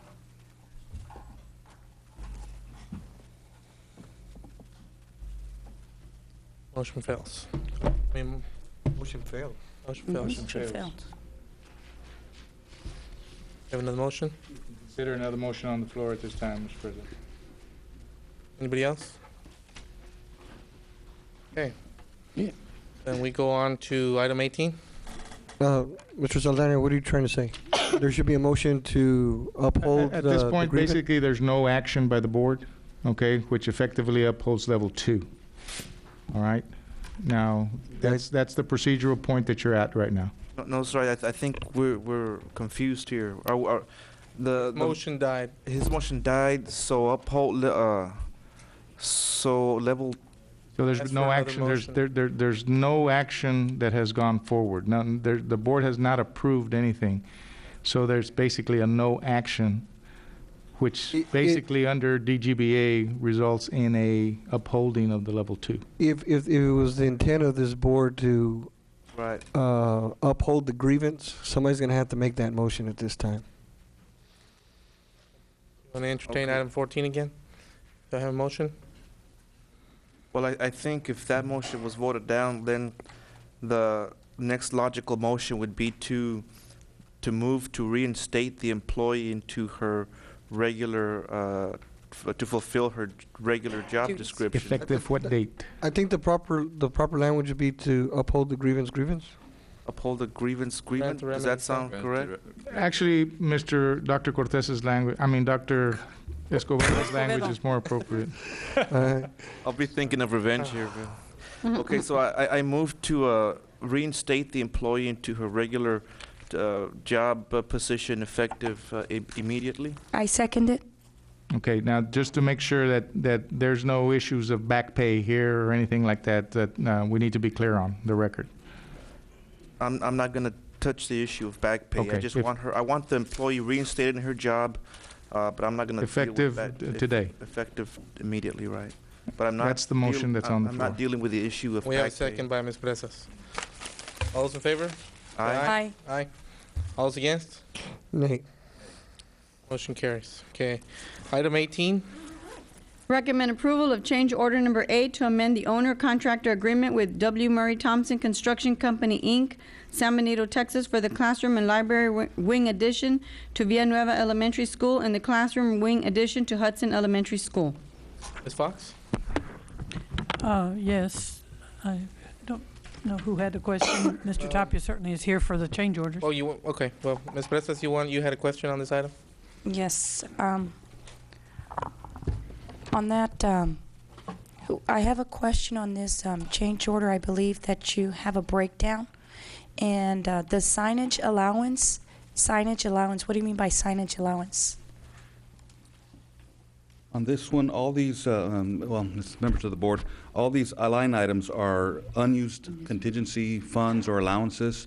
We're closing out the project, and in order to make the final payment, we have to deduct this from the original contract. So this whole $159,000, it's coming back to the district. 159. The signage allowance, I believe, was probably like for the signage on the doors, the rooms with braille, with handicap. That was my braille. question is it signage within the school, within the district itself, parking and inside and outside the building itself? That's what my question was. That's the correct. signs around the district. Around the campus, that's what my question was. That's correct. But this money here is actually money that was not used. Used. Yeah. Yeah, no, I just had a question about signage. What did you mean by signage, that allowance? The room signage. Okay, Mr. no, that's Tapia, fine. that $159,000 is money that we saved, didn't have to use. That's correct. Okay. No, Any other that questions? was that was my only question. Mr. Colunga? Thank you, Mr. Cortez. I had a question on the Villanueva campus and whether there has been any consideration for covered walkway to the classroom addition? There was not a connecting canopy in the project, but as Mr. Barbosa stated earlier in the conference presentation, this is monies that is left over, and when I presented this to the bond committee last time, when they realized there might be some projects money coming back, that we can go back and add canopies to certain areas, schools, even in the drop-off areas while they're waiting to be picked up. So this is something that we can look at with the bond committee to reuse some of these funds to add canopies back to certain campuses. Be a great idea. And also, is there any problem with heavy rains flooding parts of that campus? Or? I understand there's some flooding concerns in certain parts of the Villanueva campus, but we could probably handle that with our maintenance department to see where the problems are. If they can add some additional drainage, some pipes. I really don't know what the problems are, but I know there's been some complaints because of the rains last week that some areas didn't drain very well. But we can have maintenance department look at that. Thank you. Any other questions? Move to approve. Got a motion by Mr. Saez. Second. Second by Dr. Escobedo. All those in favor? Aye. Aye. Motion carries. Item number 19. Recommend approval of change order number 11 to amend the owner-contractor agreement with American Contracting USA, Inc., Combs, Texas, for the re-roofing project at Hannah High School, Falk and Stell Middle Schools, and El Jardín Elementary School. Ms. Fox, this is for rain days? Is that what this is? I believe so. Yes. Mr. Prestas, you had a question on this one? Yes, on that, did we correct the problem that we have at Hannah? I believe there was a problem there with the roof. Was that corrected finally? It has not been corrected. They were trying, there was some moisture in the roof deck that they have detected. In order to get the warranty, it needs to be below a certain percentage. And they tried a drying system with the fan-powered vents to dry the system, but it looks like that was not solving the problem. So the project architect's going to get back with the contractor and see if there's any other methods or means to dry that roof out in order to get the warranty, and they're going to have a meeting with the manufacturer what other methods can be applied. So it has not been solved yet, but we'll probably have a meeting next week and then update the bond committee and then come back to the board with a possible solution. This change order is specifically for... This is strictly to extend the days of the contract. Because of rain days. That's correct. Move to approve. A motion by Mr. Saez. I'll second. Second by Dr. Escobedo. All those in favor? Aye. Aye. Aye. Motion carries. Item number 20. Recommend approval to authorize administration to accept the classroom wing addition to Pettis Elementary School as substantially complete. Ms. Fox? Yes, Mr. Tapia. Prestas, you had a question on this one as well? Yes, on that one for the Pettis Elementary School, did we finally resolve with the engineering that moisture that was coming out from the back, either from that ditch area? Did everything get resolved and we're not going to have any problems with that structured building itself? Ms. Perez, are you referring to the foundation? The foundation, yes. That was resolved several months back. There was a change order that came to the board to do the geotech engineers working with the structural engineers recommended what they call a geogrid system. There was some additional stabilizer, limestone put in the soil. And there was a change order that came to the board that was approved to solve that problem, and it worked very well. And then all that area where the dirt was turned around, is that going to be with landscaping, or is it going to be dirt itself, or how is it that we're going to take care of that with sidewalks, or what is it, or how is that going to be taken care of? I'm not sure what specifically you're referring to. There's a section there where there was all this dirt. But there was the landscaping's been 100% installed. There's sod grass planted that's going to keep a lot of the soil from eroding. So the landscape's already been put in place that will hold all the soil erosion. So it worked. It worked pretty well. Okay, all righty. That was my only question. Move to approve. Got a motion by Mr. Saez. Thank you. Second by Dr. Escobedo. All those in favor? Aye. Aye. Aye. Motion carries. Move on to item 21. Recommend approval of the revised 2009-2010 teacher hiring schedule. Prestas, you had a question on teacher hiring schedule? I think I accidentally circled. Move to approve. I'll second. Hold on. Okay, that was an accident, but let me just bring up one. Slow down there. On the teacher with bachelor's, 0-year experience, it's Ms. Fox, Mr. Fuller, Mr. Dries. First-year teacher now is 40,350, correct? Yes, that's correct. As per the schedule. Yes. Okay, and I know that we discussed this when we were approving the agenda, but I just want to bring it up, I guess, for the record. I know that when we approved in personnel matters, the teachers, some of the backup was stating for these 0-year first-year teachers was showing 39,500. All of those that came in at 39.5 will be adjusted to this 40,350. That's correct. They won't be short that $850 difference. That's correct. Those indicated the previous incoming salary because this teacher hiring schedule had not yet been approved. Once it's approved tonight, those adjustments will be made to reflect in the September paycheck. Now, Mr. Saldaña, I guess this question will be for you, a legal question. We approved them as stated with the backup. We approved all these items in consent agenda, but we didn't approve this one because it was circled. So is administration going to have to bring us back all of those teachers that came in zero experience with 39,500 to amend the salaries? Because we approved them prior to approving this item? No, not because of that.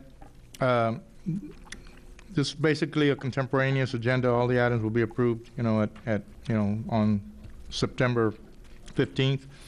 I'm not really sure we even have to bring it back if there's adjustment that's made. Okay.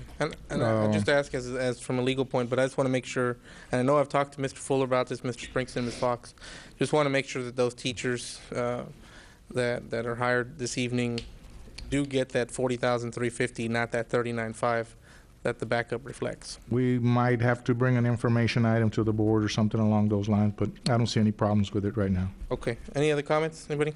Move to approve. Got a motion by Mr. Saez, second by Dr. Escobedo. All those in favor? Aye. Aye. Motion carries. Okay. Item 22. Authorize administration to solicit a request for qualifications for audit services of the BISD Self-Funded Group Health Plan, TPA, Health Smart Benefit Solutions, formerly known as AAG American Administrative Group, for the plan years 2007, 2008, and 2008-2009. Ms. Fox? Yes, Mr. Reese, this is the request for the TPA audit, and Mr. Reese and Mr. Whittemore are here both if there are specific questions. Yeah, there was some comments brought up during the public audience that I don't know how we would go back and do this. I guess procedurally we just would amend it to change to a 4-year audit versus just that 2-school-year audit. You could amend it. I don't know if anybody else has any questions, but I think we should go with a 4-year. Mr. Colunga? I had a question regarding previous audits of TPAs that goes back to an audit of Mutual of Omaha. There was one. Can that be used as the comparison? I don't remember the dates on it. I do know that there was one conducted that basically made no findings or very minimal findings, all within the projected margin of error. But I do not recall the dates right offhand, Mr. Colunga. Perhaps Mr. Fuller or Mr. Reese. Mr. Saldana, no, I don't recall the exact fiscal period that were, I should say, the planned period that they did audit. We'll go back in our records. If it falls within those 2 years, then, I guess there's no need in spending additional district resources to do it if somebody's already done that.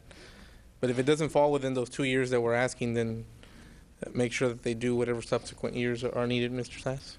Yes, if there was an audit done, what would have been the purpose of the audit, as you remember, Mr. Saldana or Mr. Fuller? If I remember correctly, Mr. Zayas, the purpose of the audit was to verify the accuracy of the claims handling by Mutual of Omaha, TPA. And I'm wanting to say at this point in time that it was for the 06-07 year. There was those were the issues, basically just a general audit to see if they were complying with their contract and getting the discounts that were available, all the other things that the script, and all the other issues that were involved with the TPA services that are involved. And my understanding is that it came back pretty much in compliance. But I believe it was just for 1 year. I don't believe it covered 2 years. Now, what happens if we do have an 06, 07? Do we want to go back to 05, 06? That's the question. What's your feelings? Ms. Preston, you had circled. Yes. Do you have any questions? It says request for qualifications for audit services of BISD self-funded. Now, my question is, Mr. Whittemore, will you, basically, are we going to include also to look at the aggregate claim factors? When you do this audit, and I concur, I totally agree with Mr. Patrick, I think we need to go back at least 4 years, which is the current company has been with BISD for 2 years, correct? 06, 07, 07, 08, 08, 09? Yes, ma'am. 07, 08, 08, 09, which means that we will need to go back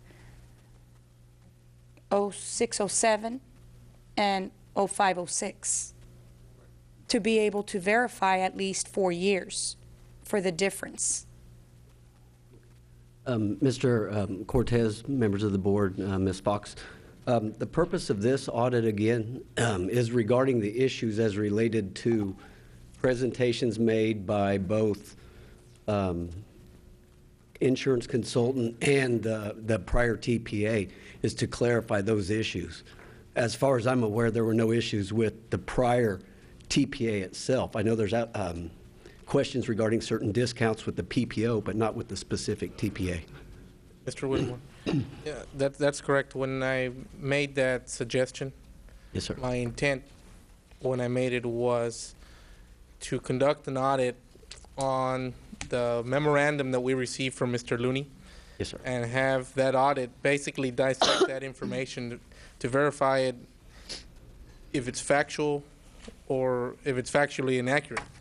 Likewise with, what's his name, Mr. Timmons from AAG, I believe is his name. Smart, yes. Gentleman that came up and made the presentation at the last meeting. Yes, sir. As well, to dissect what he said, and he made a strong rebuttal and find out if what he's saying is accurate, because obviously we've been misled by somebody.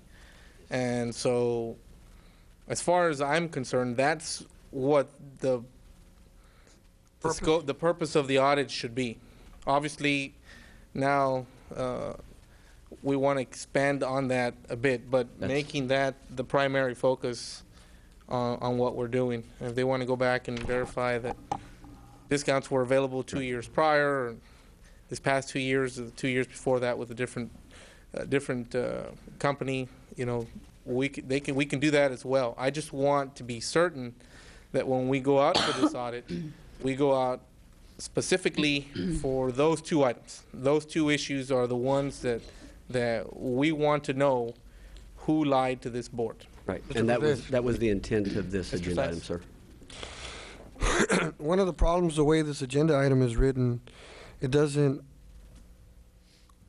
address the issue of auditing Mr. Looney's accuracy in the presentation that he made to us and the numbers that he used. And so it just, the way the agenda item is written, it's just doing an audit on HealthSmart. It doesn't talk about auditing Mr. Looney's numbers. And Mr. Saldana? Question? Yeah, I mean, is the agenda item adequate? Right. In other words, the way the agenda item is written right now, it does not address anything to do with auditing Mr. Looney's accuracy with the numbers. And if I remember correctly, I think that's right. Mr. Cortez had initially brought up the issue, and the idea of an audit was to audit what Mr. Looney was representing to us and audit what HealthSmart, now I guess it is, was representing to us, and find out who was giving us inaccurate information. The way this agenda item is written, Mr. Whittemore, doesn't address Looney's representations at all, or the information that Looney used or the information that Looney used to conclude or his conclusions at all. Doesn't talk about him at all, the way it's written. Right. And I don't know if that was done on purpose or what is your thought process? again, Mr. Zayas, Mr. Cortez, members of the board, the intent of this, again, there were allegations made regarding the Health Smart performance by Mr. Looney in his memorandum to the board. That was the gist of, I think, Health Smart's concerns, that what was presented and stated by Mr. Looney was not accurate in terms of the facts that they presented. My intent when writing this agenda item was to audit the performance so as to prove or disprove the actual performance, which would negate or confirm what Mr. Looney had proposed in his memorandum of the recommendation. No, but also, Mr. Sias, if you read the background, it says on there, during the August 12th, 2009 special call board meeting, an item pertaining to the approval of TPA services for BISD self-funded group health plan was presented. Additionally, statements were made in the consultant's recommendation letter regarding performance of the current TPA, Health Smart Benefit Solutions, formerly known as AAG American Administrative Group. A subsequent rebuttal was submitted via written correspondence. As a result, administration requests board approval to enable us to solicit, RFQs for audit services. So they discuss both. I know, but the way, I'm talking about the way the agenda item is written. But, Mr. Cortez. Yes, sir. Mike, if I may interject, and probably it may be a better question for finance, but I think you'll get a number, or you will get numbers. I would be real cautious of the board, throwing around statements like one's black and one's white. I'd be real cautious on that. I think you should get an auditor to come in and evaluate the performance, and what's going to happen is by default, you're going to have an indication of who was more accurate in those numbers, because now you'll have accuracy from a third party, if you'd like, and then, of course, you might go down the slope of saying, well, how do we know those are accurate? But you'll have a strong representation if you get these specifications out there solid to get you a solid firm that's qualified to conduct these type of audits. Will get you numbers and will tell you, this was accurate, this was not accurate. Both were accurate on this, and both were inaccurate on that. But you'll get some real numbers. I don't think there's an audit of one and then an audit of another. It's an audit of what the performance of the plan has been under this TPA. And then by default, it will take care of what Mr. Looney reported to us as far as that plan for performance. Exactly. I got you. Okay. Mr. President, Dr. Escobedo? I agree with Mr. Saldana for the most part, but I also agree that we need to make it clear that, we have Mr. Looney's infamous memo, and then we have a report by Health Mart, which has created controversy because they conflict one another. We do need a general audit, as stipulated by Mr. Saldana, but we also need to make it clear that these two papers or documents or presentations are what caused the controversy to begin with. So we would like for them to focus on it and keep in the back of their minds while they perform the audit, and in their conclusion, make a comment as to what they found in reference to the famous memo and Health Smart's rebuttal. Because in fact, that was what caused or gave birth to this idea to begin with on that meeting where we agreed to where we brought up the idea of this audit. So those two documents do need to be kept in mind. We can't just assume that by default, if we're lucky, they'll be addressed. That's correct. That's correct. I would recommend that that administration handle the scope of it, and in this case, just authorize the RFQs. And certainly the administration today has received clear indication from the board as to what the board would like to see the scope to be. But I would still rather that it be left to the people in finance and in budget to ultimately finalize those specifications. That would be my recommendation. I'd like to just mention one other thing. Whoever is going to be chosen as the auditor, I'd like to see administration try as hard as possible to get somebody that's really from outside of maybe even Texas. It appears that in this insurance world, everybody knows everybody. And it would really be, I think, beneficial to everybody at large if an auditor is chosen that doesn't know any of the parties at all, has no connections, never had connections in the past, and doesn't plan to have connections in the futures, because then it'll just lead to more allegations and allegations on top of allegations. And I'd like to put an end to this thing and just get a truth from somebody that we can truly trust, is somebody that's just And Mr. totally Zayas, I impartial. agree with you 100%. I assure every one of you this will be above board, transparent from a very reliable firm. A very reliable firm such as? Preferably with a Big 8 accounting firm, ma'am.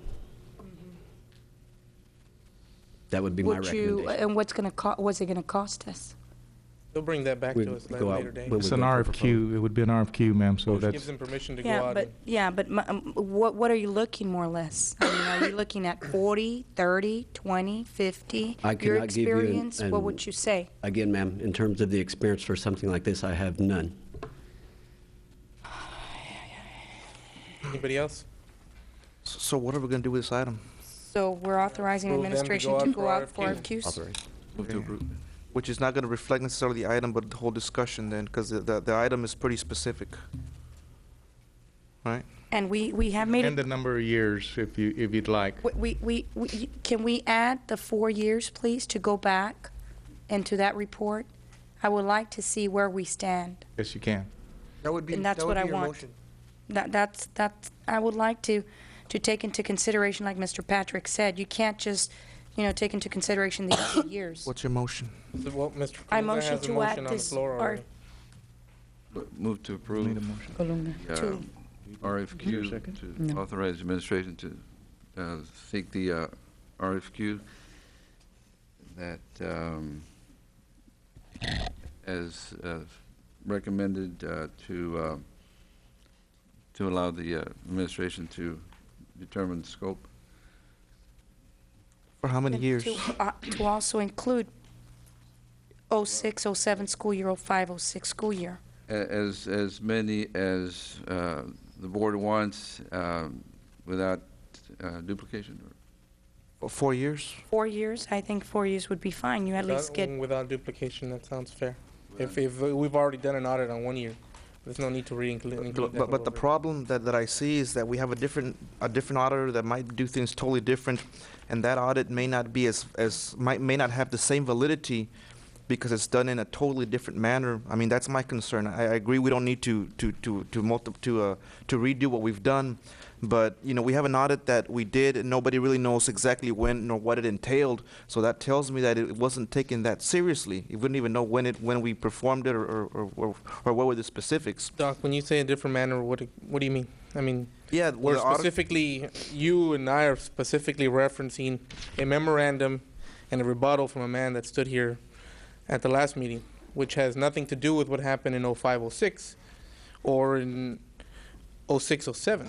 So when you say a whole different avenue, I mean, because we don't know exactly what are they going to be looking for in those years that you and I know we're asking for one thing. Right. And now we're broadening the scope to additional years. I mean, why are we going to spend more money to do a year that may have already been done? And we don't know. Maybe it hasn't been done. Maybe it was previous years. But maybe it was one of those years. And why spend more money to audit a year that was already audited when really what the information that we're after is in the 07, 08, 08, 09 to begin with, based on the the memo, and this man that came up and spoke in public audience. I agree with that, but I'm thinking of the public audience, and they have a very good point. We need 4 years to be able to compare 4 different years as compared to only 2 by the same company. And if we have 4 years, that gives us more of a base. 2 years with comparing one company to itself, to me, does not weigh as much as 4 years comparing multiple companies. That's my concern. I guess what your main concern is, Dr. Escobedo, is that there's consistency in the audit. Correct. And if you have an audit that's done by a different company, It may not be as may consistent. not be consistent. Exactly. In the same token, and I agree with that. I mean, it's a valid argument. In the same token, I think we should trust in administration and the new auditor to get together and see if that needs to be redone, because the new auditor may look at it and say, well, this has already been done, why are we going to do it again? Or he may say, we need to do it our way. Then it has To keep consistency, and then it has to come validity. back to the board because they have to do it their way, and it needs to come back to the board, which is fine, except it's going to take more time. Right. And I think we're all kind of want to find out this information as soon as possible. Mr. Cortez? I really think, I'm sorry, ma'am, go ahead. you know, I was not here in 06, 07. I was not here in 05, 06. So honestly, I would like to be given the opportunity to view that. And obviously, nobody really knows where this report is or what that report even consisted of. And I think that if there was a report done, then we would have, for those of you who were here previously, you could have remembered. I mean, I remember what I viewed 2-3 months ago, even in 08. Have you requested it? That's why I'm adding it here, that if we could please add these reports here. I don't want something that was done when I was not here. I want something as a board member that somebody brought up to my attention today and be taken into consideration. If we may, please, let's interject that with the years of 07, 08, 08, 09. Just one final comment.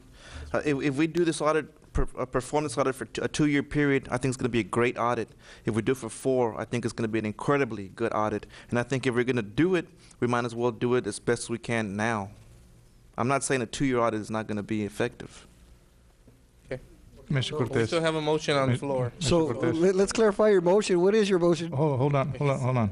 I just want to Mr. Saldana? I just want to bring one point. This would be authorizing to go out for RFQs. That means we're gonna be looking at qualifications only, Then not they'll bring at back. fees or for that matter, administration will come back, get together, create the specifications, and come back, I assume, with a fee schedule that would subsequently need to be approved one way or the other. These are professional services, so it is a 2-step process. But Mr. Saldana, when an RFQ goes out, is they going to want to know the scope of the work?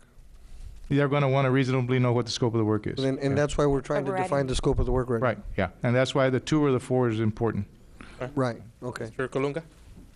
A disadvantage in the 4-year would be that when the last audit was done, that it took as well longer than we expected.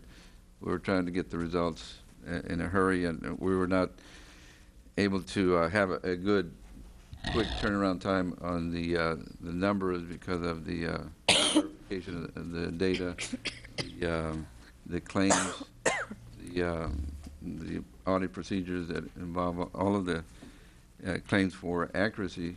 And so to expand it to 4 years is not addressing what Mr. Whittemore is focusing on. Would be to address the concerns of the last 2 years as creating the conflict in the accuracy. But that's a disadvantage in time. How long did the last audit take? I don't remember.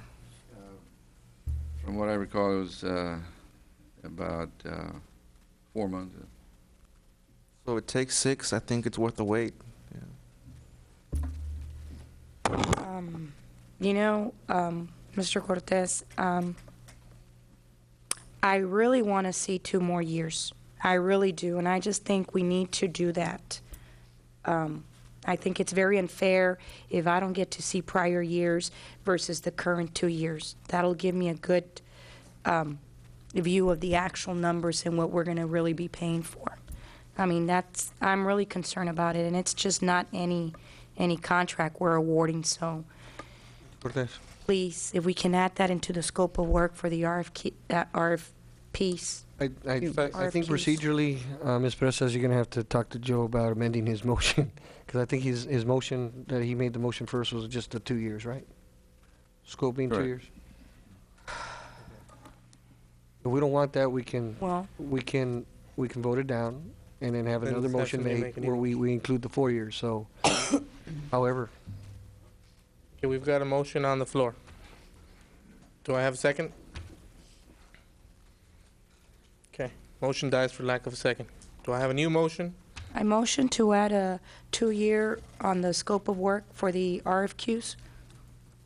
As stated, but adding another 2 years. Stated, yes, as stated, but adding an additional 2 years, 0607 and 0506. I'll second it. Got a motion by Ms. Presa, second by Mr. Sias. All those in favor? Aye. Aye. All those against? Nay. Mr. Colunga. Motion carries. Okay. Item 23.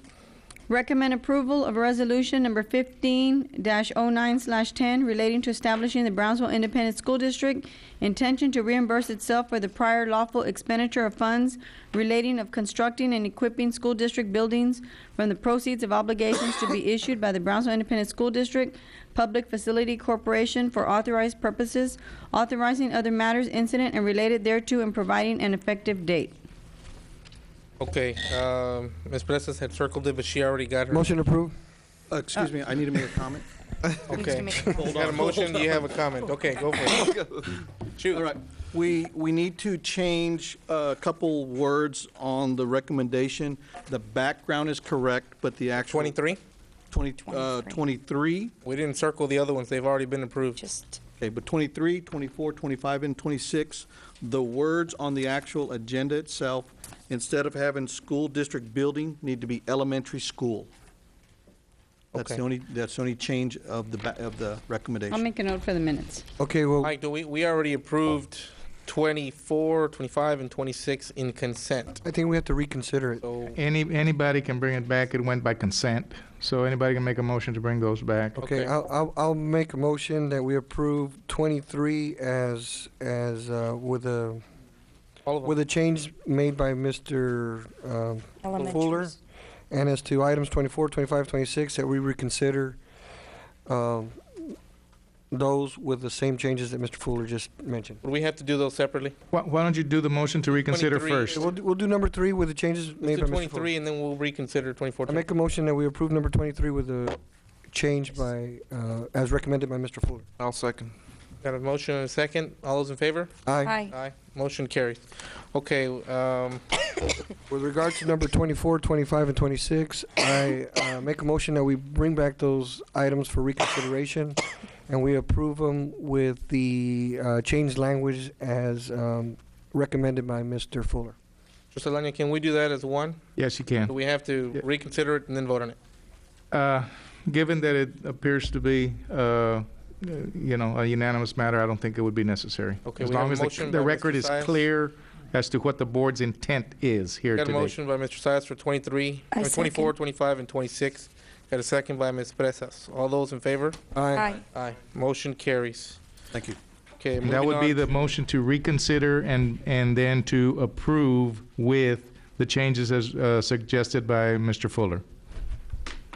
I thought that's what he had just Right. done. Okay, I just making the record clear. Okay, so I we're guess. done with those, right? Yes, sir. Okay, item 27. Discussion, consideration, and possible action on the review of the current law firm Walsh Anderson representing BISD. Board member request. Ms. Presas? This one, I had a couple of questions. I've been noticing on our billing, we've gotten a lot of public information requests, and I want to know what the process is. Are we forwarding everything to legal as to review, or is it certain items that are being reviewed? Because I've noticing that a lot of them, we're getting billed for quite a few of those requests for public information. So, how are we going to be doing this? Automatically, when a public information request comes in, do we forward to the attorney, or is it administration going to be taking, making the decision as to what is going to be released? What process are we taking now? Ms. Fox? Currently, it's my understanding that the process at this time the public information request, of course, goes to Ms. Brown, and she consults with Mr. Springston in terms of if she sees something that she believes that she has a question about, or that she believes might need a legal opinion, she has goes through Mr. Springston so that he can authorize that. sending to Mr. Saldana. Certain public information requests don't always require Mr. Saldana's review, because Ms. Brown has been doing this long enough to know which ones might cause a question and or which ones don't. So there's many that she fills and that departments are asked to fill that don't require Mr. Saldana's review. And then I also had a question. I noticed that I was getting the reports for the logs, but can we have a more consistent log or sheet where everybody has the same sheet? I noticed that one sheet is different from the other. So do we have a uniform sheet that everybody uses district-wide?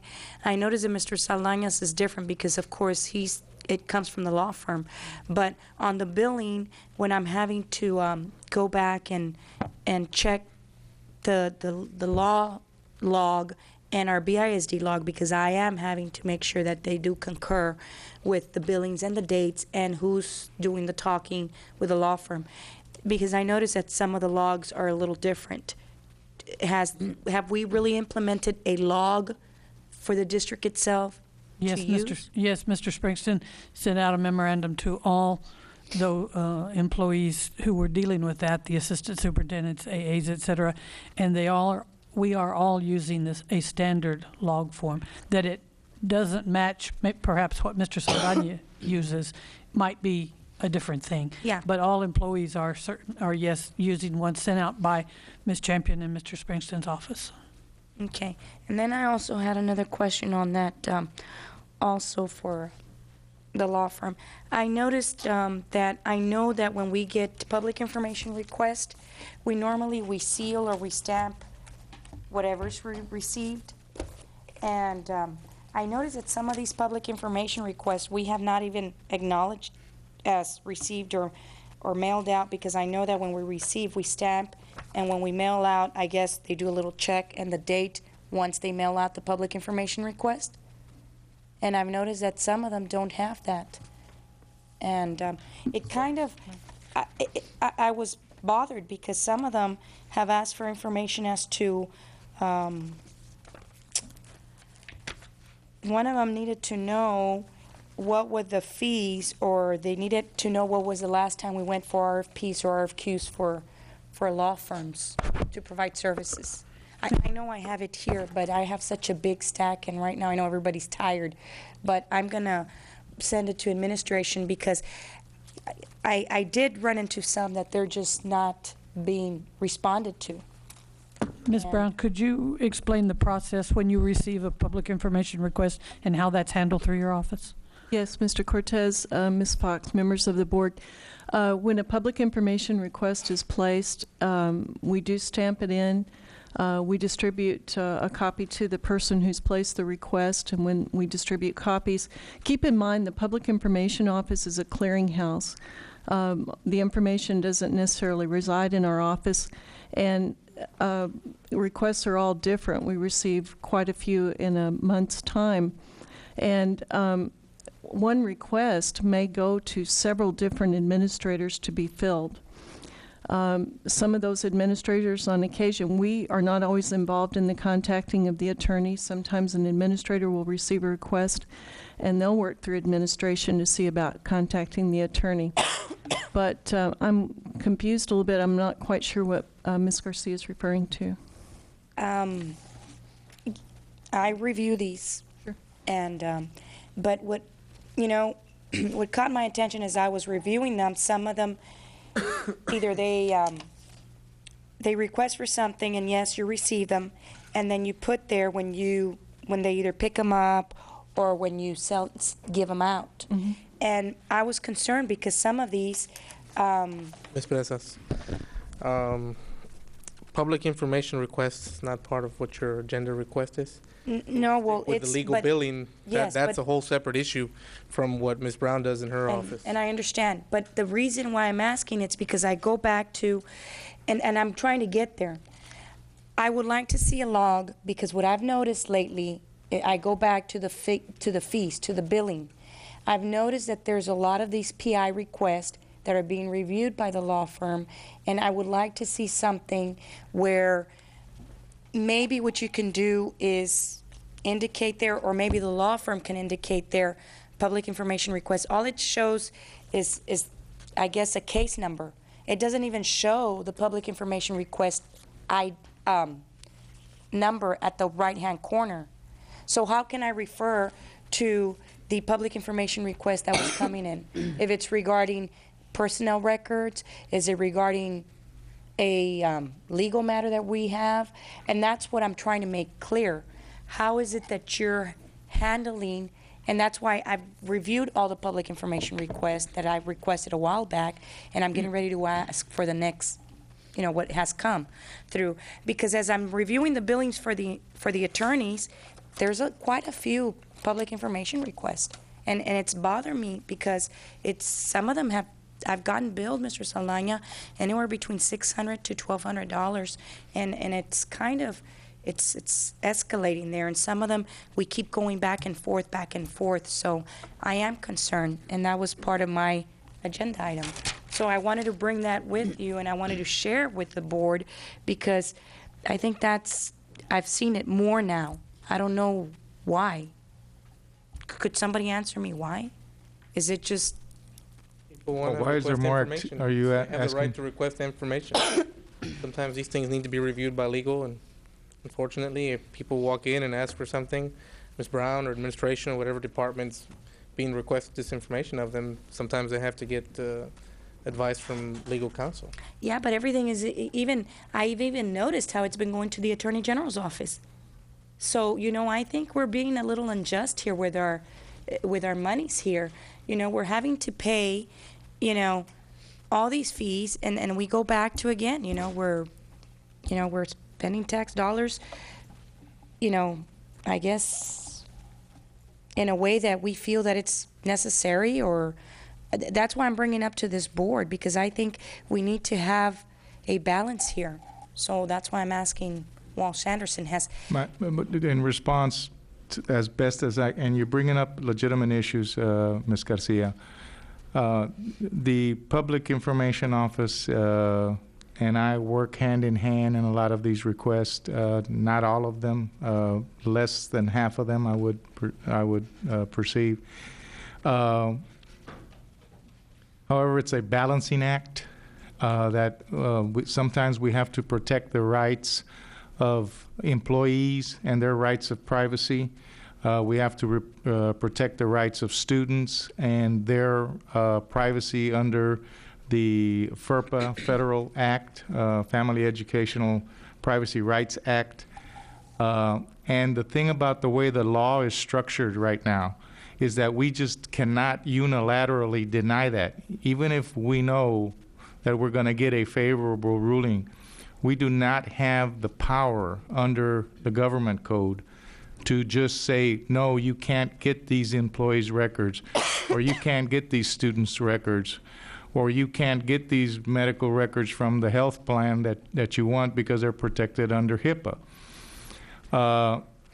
So therefore, the only process that is available is to go to the Attorney General and have them protected by an opinion. And we try to process these as efficiently as possible. We have standard forms. We've revisited many situations that are very similar, and we try to Why is everyone looking at Mr. Zayas? we try to keep in mind the client at all times.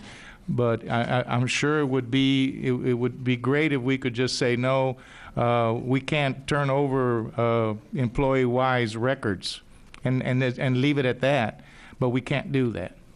The law prescribes that we follow certain procedures, and when there's people that want information on the health plan, for example, and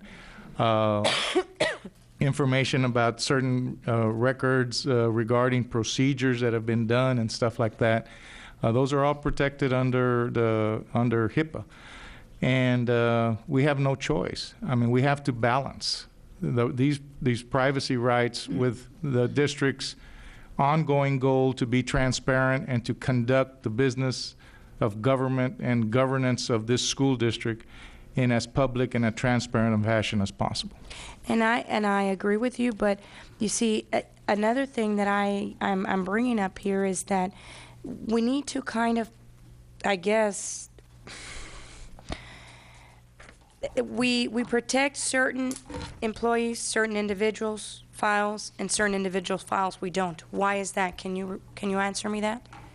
No, I couldn't, ma'am, because I would have to have specifics as to what you were talking about. Okay. We if it's an employee, we don't protect one employee's file and not another employee's file. That's if that's your question, then I've never been in a situation like that. Okay. Every case is very fact specific as to what the request is and what the material responsive to that request is. Okay, we have a report that I believe I gotten even letters that we were given a directive that the Attorney General's office, we were not even going to have a case on the Attorney General's office.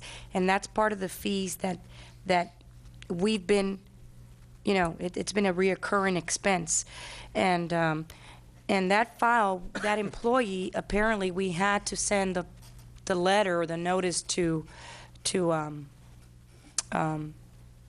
the Attorney General's office because it was Mr. What's the gentleman's name from San Antonio? The other attorney, Mr. Resendiz. Yes. And then I see that other files are just given to the media like that. So what's the difference between one I'm or not the aware, other? ma'am, and without That's being why I'm able to asking. No, no, discuss. because it's part of- Without having all the information that he needs to properly answer that question, maybe you should bring back an agenda item for the next meeting specific to that That detail. to that detail that you're talking about, and we can discuss that in executive session with legal counsel. Exactly. That way you can talk about one specific issue, if that's what it is this is about. Okay, well, I'll go ahead and bring up this agenda item next time again. Do you have any action on this? Well, I guess it's just going to have to die. Move on to item 28. Review, discuss, and possible action, attorney invoice fees, billing and contracted services from Denton Navarro Law Firm. Board member request. Ms. On this one, gentlemen, when are we going to close the contract or the services for Navarro? I have a question for this board, or who's going to handle it, because obviously everything has already been done and we're completed the investigation. I guess as of August the 3rd, or should we say as of September the 11th, that should have been the last billing? I think that this is an item that we can probably discuss at the special call meeting on Friday, because that attorney will be here. And I don't know what else we would need their services for, but I think it'll be made clearer there when we visit with him in executive session. Well, I didn't see him on the agenda item, sir, so that's why I wanted to discuss it today. There is an agenda that went out already for Friday's special call board meeting. Right. And he's not on there, so that's why I'm bringing it up today, to make sure that we no longer continue to incur his fees. That is my, what would be your recommendation, Mr. Saldaña? Are we supposed to visit with Mr. Navarro in executive Mr. session Navarro that day? will be making presentations on behalf of the administration, and the scope of his work and his contract is in regards to and up to and concluding with Friday's meeting at the least that I'm aware of. So he still has works to do. He still has works to do. And then conceivably, you may have situations, and I think we're kind of coming off agenda a little bit here. You might have situations where you have an appeal to the commissioner, in which case you'd have, to, keep it going. keep it going, so to speak, and that's up to the parties that are involved. Okay, but I guess that'll be a better question to be answered on Well, can we just motion that we just make sure that the services are finalized on Friday? That's not I mean, up I to just us. don't. If somebody files an appeal, that's out of our Who's going to control. file an appeal? Who would file an appeal? I think we're heading off the We're agenda. getting off track We're getting here. off agenda here. But my concern on this, the Den Navarro, I just wanted to make sure that we all agree that the last billing should be, if it's September the Friday, when we're going to have the special call board meeting, that we make it clear that we're no longer going to get any billing. I don't see why he should be billing us anymore. Okay, do you have any action on this item? Anybody else have any questions? No? Will we know by Friday, probably? Will we be done? Or will we know by Friday, probably, or it's Know hard, what? it's hard to tell. Yeah, never mind, never mind. And we'll move on to item 29. Review, discuss, and possible action to stop all transactions of signing up BISD employees with mutual insurance. Continue on a month-to-month with HealthSmart until the investigation and/or review of non-factual numbers and deceptive information given to the board and received from consultant Gary Looney. Board member request. Hold on, Mr. Brunga. Mr. Saldana. Yes. Procedurally, is Ms. Presas able to place an agenda item like this? When the vote occurred to approve the new company services, she was in the minority side and not on the prevailing side.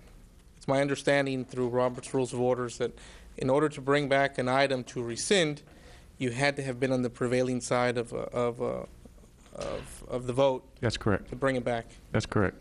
Now, the way I read it, I just question if it's an item that we should even be entertaining. Well, basically, it would have the effect of rescinding that item.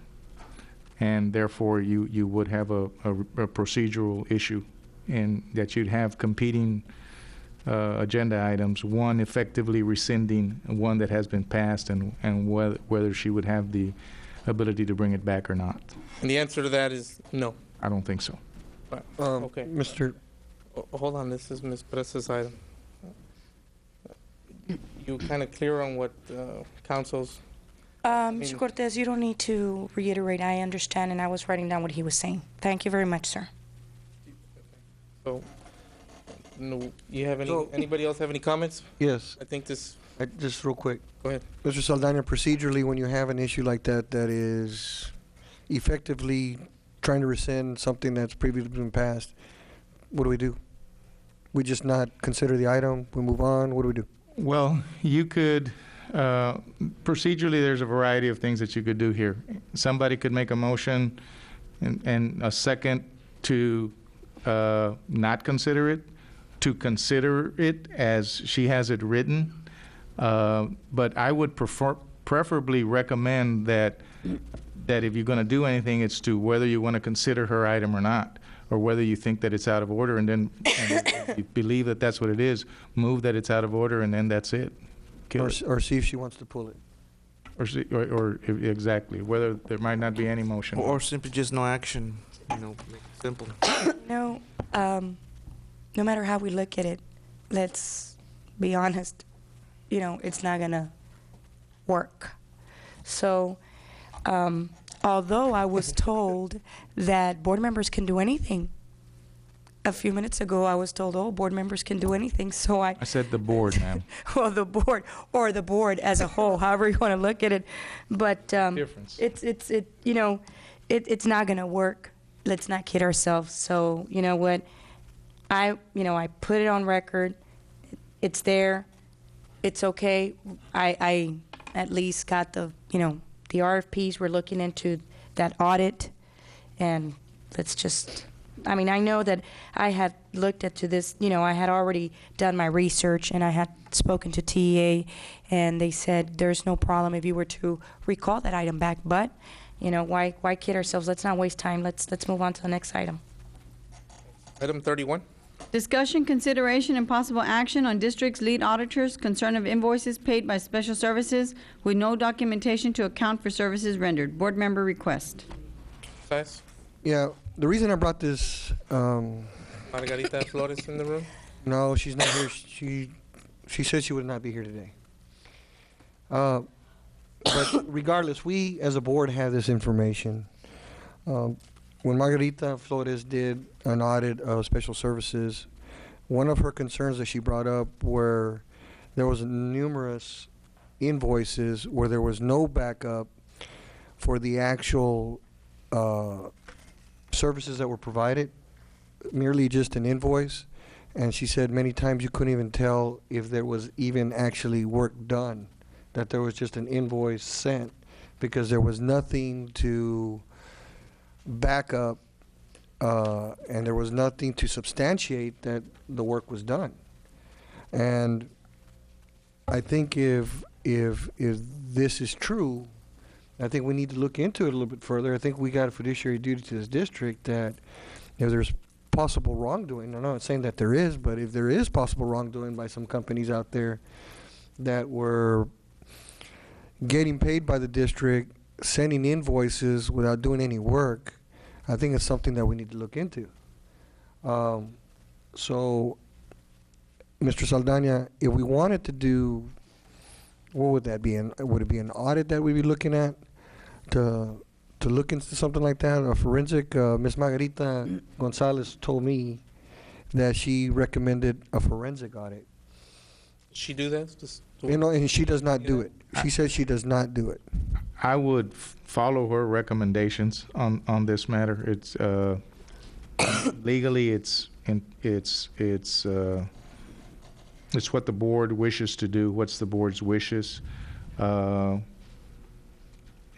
might want to give guidance to administration if you would like that, and perhaps bring it if on the recommendation of the internal auditor that it be brought back as an RFQ for audits, for forensic audits on this matter. Okay, well maybe we should. I think that go ahead. I wasn't at that committee meeting. I don't know who. Although we all received the actual audit, the audit report. Right. But when she presented to you all, I wasn't there to listen to her presentation. Maybe that's an item you should call back as a conference presentation for the next meeting, so that the entire board hears her presentation on what she believes and what her recommendation is, and then follow it up with an agenda later that meeting for possible action on her recommendation. Okay, we can do that. That sounds like a good idea. Anybody else have any comments on item? So at this time, we'll 31? take no action on that, right? No action, right. You'll bring it back as a conference presentation With an a action. follow-up agenda item. Right. Right. Okay, we'll move on to item 32. Discussion, consideration, and possible action to form a new insurance committee comprised of members from the healthcare industry, employees, and members of our community to aid the district in seeking alternatives to the current preferred provider organization system to achieve the maximum healthcare cost savings to our district. Board member request. Mr. Saez? Yeah.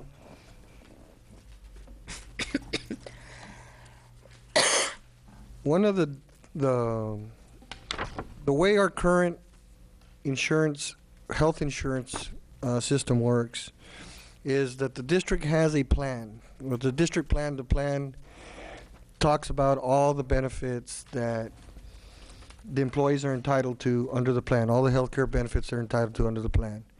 The only thing that changes, and what we recently changed, was you have a TPA that administers the plan, and the TPA brings in a PPO, which is a preferred provider organization, that actually is the organization that goes out there and contracts with all the local doctors, healthcare providers, and the like. It is brought to my attention that there are other alternatives than that system. And I would like to create, because of the rising healthcare costs, and we got to do something so that we can try to continue providing the benefits to our employees without charging them.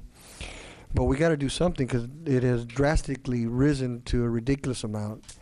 And I would like to create a committee, or I'd like an ad hoc committee be created, where we would have each of our board members appoint somebody that's either from the healthcare community or the insurance committee, another member of the community that doesn't have anything to do with either one of those two industries, and an employee, where they could look at the alternatives to the system that we have right now.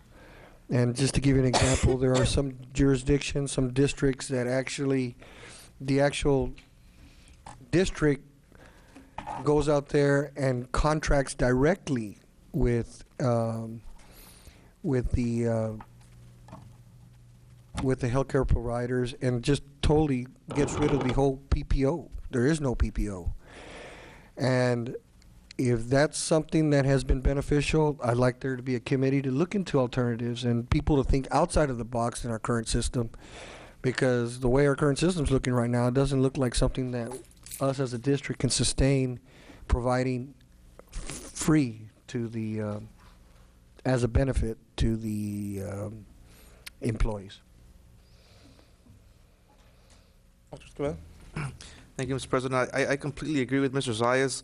We've had this or something very similar in the past, an ad hoc committee, similar but slightly different. But I completely agree. We need the Employee Insurance Committee, and I have full respect for them. They're professional educators, and with the medical world the way it is, constantly changing from complex to more complex, it's difficult for even people in the healthcare industry to stay on top of things. So I completely agree with this committee, ad hoc committee, or whatever we want to call it. And I think that we should begin this as soon as possible.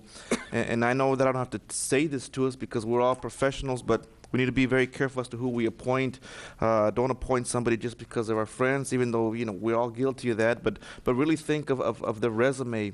We want them to be productive in this committee, to have a professional input, not just an opinion. We all have opinions. We want constructive criticism. We want them to be able to bring something to the table. So I'm glad that this item this is being brought up, and I'm completely in favor of it. That's it. I agree, but we're just not going to, we all need to take into consideration, like Dr. Escobedo said, just not going to appoint just somebody just because, to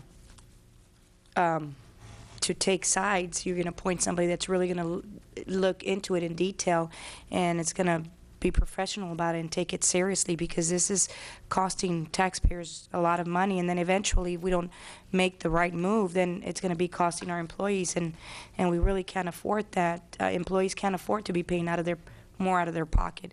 As it is, there's a complaint that I heard that a single person pays more than a family plan. How unfair is that? They feel that it's pretty unjust, but those are fees that the insurance companies have out there, and those are things that we all need to look at also.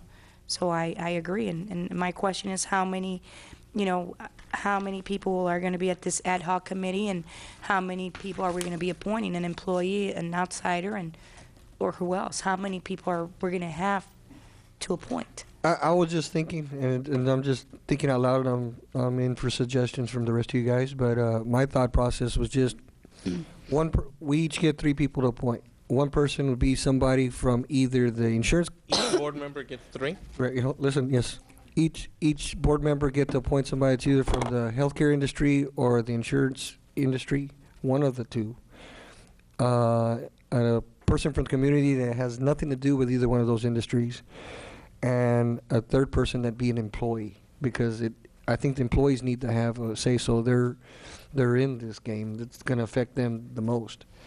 And give maybe a couple of appointments to the superintendent, to just whoever he wants, whether in the industry, non-industry employee, whoever he chooses to choose. And maybe we all agree just to keep the politics out of it. No former board members or anything like that be appointed. Just keep it as apolitical as we possibly can.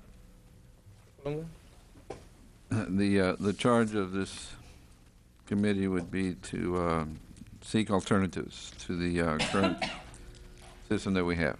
Right. The intent of this committee would not be to look at who, if they come back and they say, we've looked at all alternatives, it doesn't look like anything's going to be cheaper than keeping with a TPA, PPO system, well, then that's it. Their charge is over with. They're not going to be overlooking the TPAs, PPOs that are going to be before administration. That's administration's job.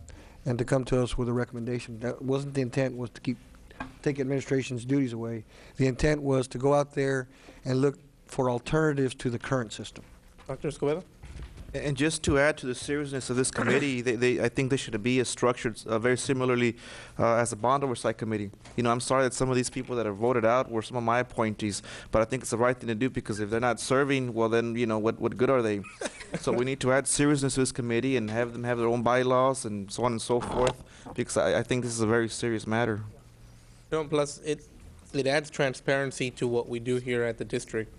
there's a lot of talk going on that, things are being done inappropriately, and we don't want anybody in the community to think that anything's been done wrong, and that we're shortchanging anybody. That's one of the reasons that this audit's even in place. You got two sets of facts. We want to find out which one's accurate and which one's inaccurate. So this would just be another step in giving that transparency and allowing those members from that ad hoc committee to bring us alternatives to our current system. We can save, what do we pay now on administrative fees? It's what, $3.5 million a year? If somehow we can do that in-house, the savings that we can do or the benefits that we can add to the employees would be astronomical. Somebody once shared with me a couple years ago, 2-3 years ago, that why didn't the district hire an in-house pharmacist and just do cost plus a small percentage to do an in-house pharmacy for all district personnel? Those are some of the out-of-the-box ideas that they can come up with through this ad hoc committee that Mr. Sias is talking about. So yeah, I agree. I think that we should go forward with it and see if they can bring us better alternatives that would save money and ensure that the district staff would not have to contribute in the upcoming year or in years to come, whether it's this board or other boards, that we can ensure that I think right now we're the only one in the valley that, from the ISDs, if I'm not mistaken, Mr. Fuller, that has free insurance still to this day. Is that correct? There may be one other, but one other one? Most of them, They're a the dying majority do charge employees for part of their insurance. So if we can continue that trend for years to come, that would be good. So I'd definitely be in favor. Anybody else have any comments? Now, how would the committee be actually put together, Mr. Aldana? The actual plan of the committee, is that done through administration? You want me to put a plan together? How does that work? Whatever it is that you all think is the best way. I think you've got some basic structure there with the bond oversight committee, and that has had some relative success in the way that it was structured.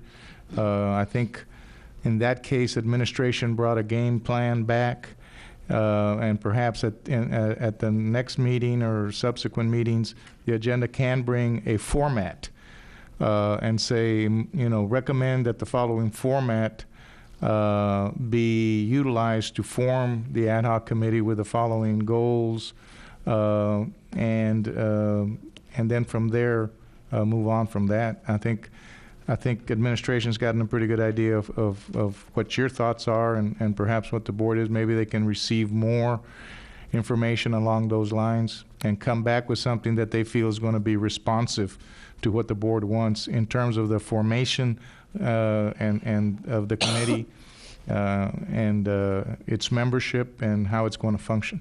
Okay. I think you've got a good model already out there.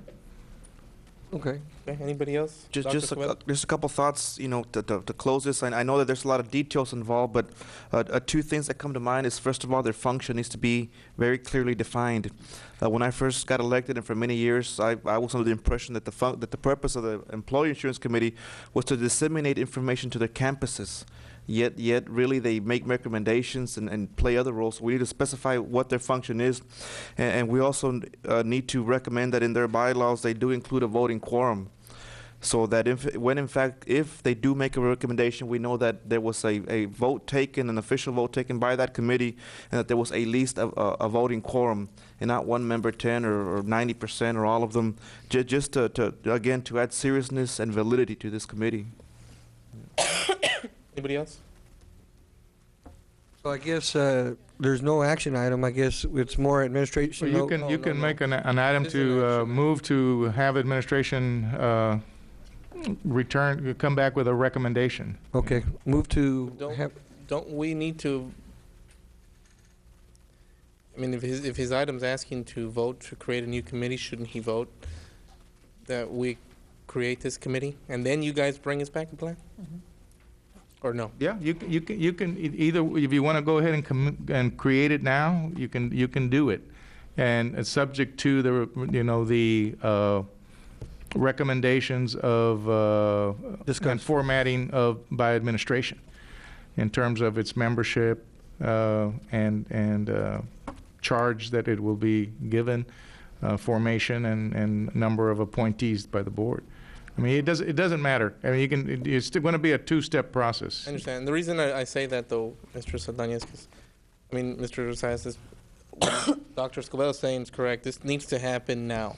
If this group's going to go out and do this function, and that's their purpose, that's their mission, and we've got a current one-year contract with the provider that we just approved here not too long back, you know, let's try to find an alternative before we have to go out for a bid again. Right. And see if somehow we can avoid all that and just do something in-house or a different method. Just something that's just outside the box. And so if it's approved, we start this committee tonight, then at the next meeting they can do a conference presentation on how they're going to structure it and let you know, okay, everybody's going to bring in 2 of their own people and administration's going to have 4, or if it's going to be the board members are going to have 3 and administration's going to have 1, or whatever the case may be. But at least we've formalized it and made it official. Okay. Mr. Colunga? Yes, sir. Perhaps since we have 2 of our members missing, that it should be a motion to have administration bring it back for approval as to the format and the function, and to be able to inform the other board members as to the purpose and the charge, and for them to have input. Okay. Possible. Well, I move that we move to approve administration and coming back with us with a formal format of how they want to approach this, and with the charge as discussed herein, and with a format that is in line with what we discussed in here today. Got a motion by Mr. Saez? I'll second that motion. Second by Dr. Escobedo. All those in favor? Aye. Aye. Motion carries. So we can start submitting names anytime now, right? Item 33. Good ones, Dr. Escobedo. Review and discussion, possible action, and/or recommendation to BISD administration on the requirements for hiring the investigator and/or company that will be hired for the insurance investigation. Add and review certain criteria for the RFP in order to get a professional and ethical report. Board member request. Ms. Perez, would this be? Already we've reviewed the other one. Okay, so then no action on that one. We move to item 34. Recommend that the board approve payment of $2,206.69 to Mr. Don Whitting, certified hearing examiner. Yes, on this certified hearing officer, where did he provide those services? For what was that a case or It what was was? 2 previous agenda items that were brought to the board, I believe, in the last month.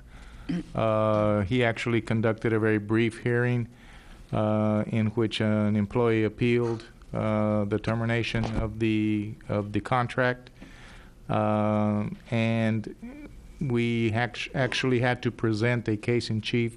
It was brought to the board for proposed termination, and then the findings were brought to the board, and the board approved the discharge of the employee for good cause. Okay, that was the only question. Move to approve. Motion to approve by Mr. Saez, second by Dr. Escobedo. All those in favor? Aye. Aye. Motion carries. Move on to item 38. Recommend that the board approve payment of $6,519.25 to the law firm of Jones, Galligan, Key, and Lozano, LLP. Ms. Perez? Yes, my question is, for what services are this, for what costs? My understanding is that this is for pending litigation, and it regards the representation of the superintendent in that litigation. Is this the last billing from this law firm or no? I'm not sure, ma'am. It all depends on again, the action of the other parties and how they would want to conduct it. That was my question. Move to approve. Second by Mr. Saez, second by Dr. Escobedo. All those in favor? Aye. Aye. Motion carries. Okay, recommend approval of the following budget amendments, item number 43. Recommend approval of budget amendment 055 in the amount of $138,364 for Fund 244, Career and Technical Education Basic Grant, additional funding. Ms. Bressas, you had a question on? On this career technology for the grant, is that for just one high school, for all 5 high schools, or the programs that they have in the, that fall in all the 5 high schools? Ms. Fox? Oh, yes. Ms. Monfils? Mr. Cortez, Ms. Fox, members of the board, it is all 5 high schools. And indeed, there may be a little bit of money there at the district level for such things as rentals when schools or students go to compete, like at regionals or state convention, when it's necessary to transport equipment. Okay. I just need to make sure if it was for all 5 high schools. Move to approve. Second. Motion, Mr. Zaya, second by Ms. Bressas. All those in favor? Aye. Aye. Motion carries.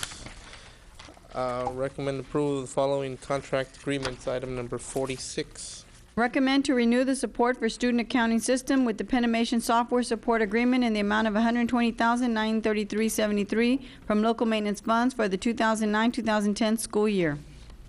Bressas, you had a question on this item? Yeah. On this Pentimation, is that, who's familiar with the software? Ms. Fox? Thank you, Ms. Peña. Mr. Werner? Yes, Go Mrs. ahead, Ms. Fox, Mr. Cortez, members of the board, we're here to answer your question. Yeah.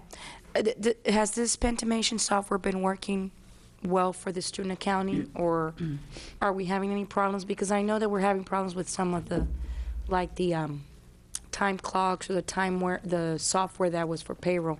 So my question is this one working okay?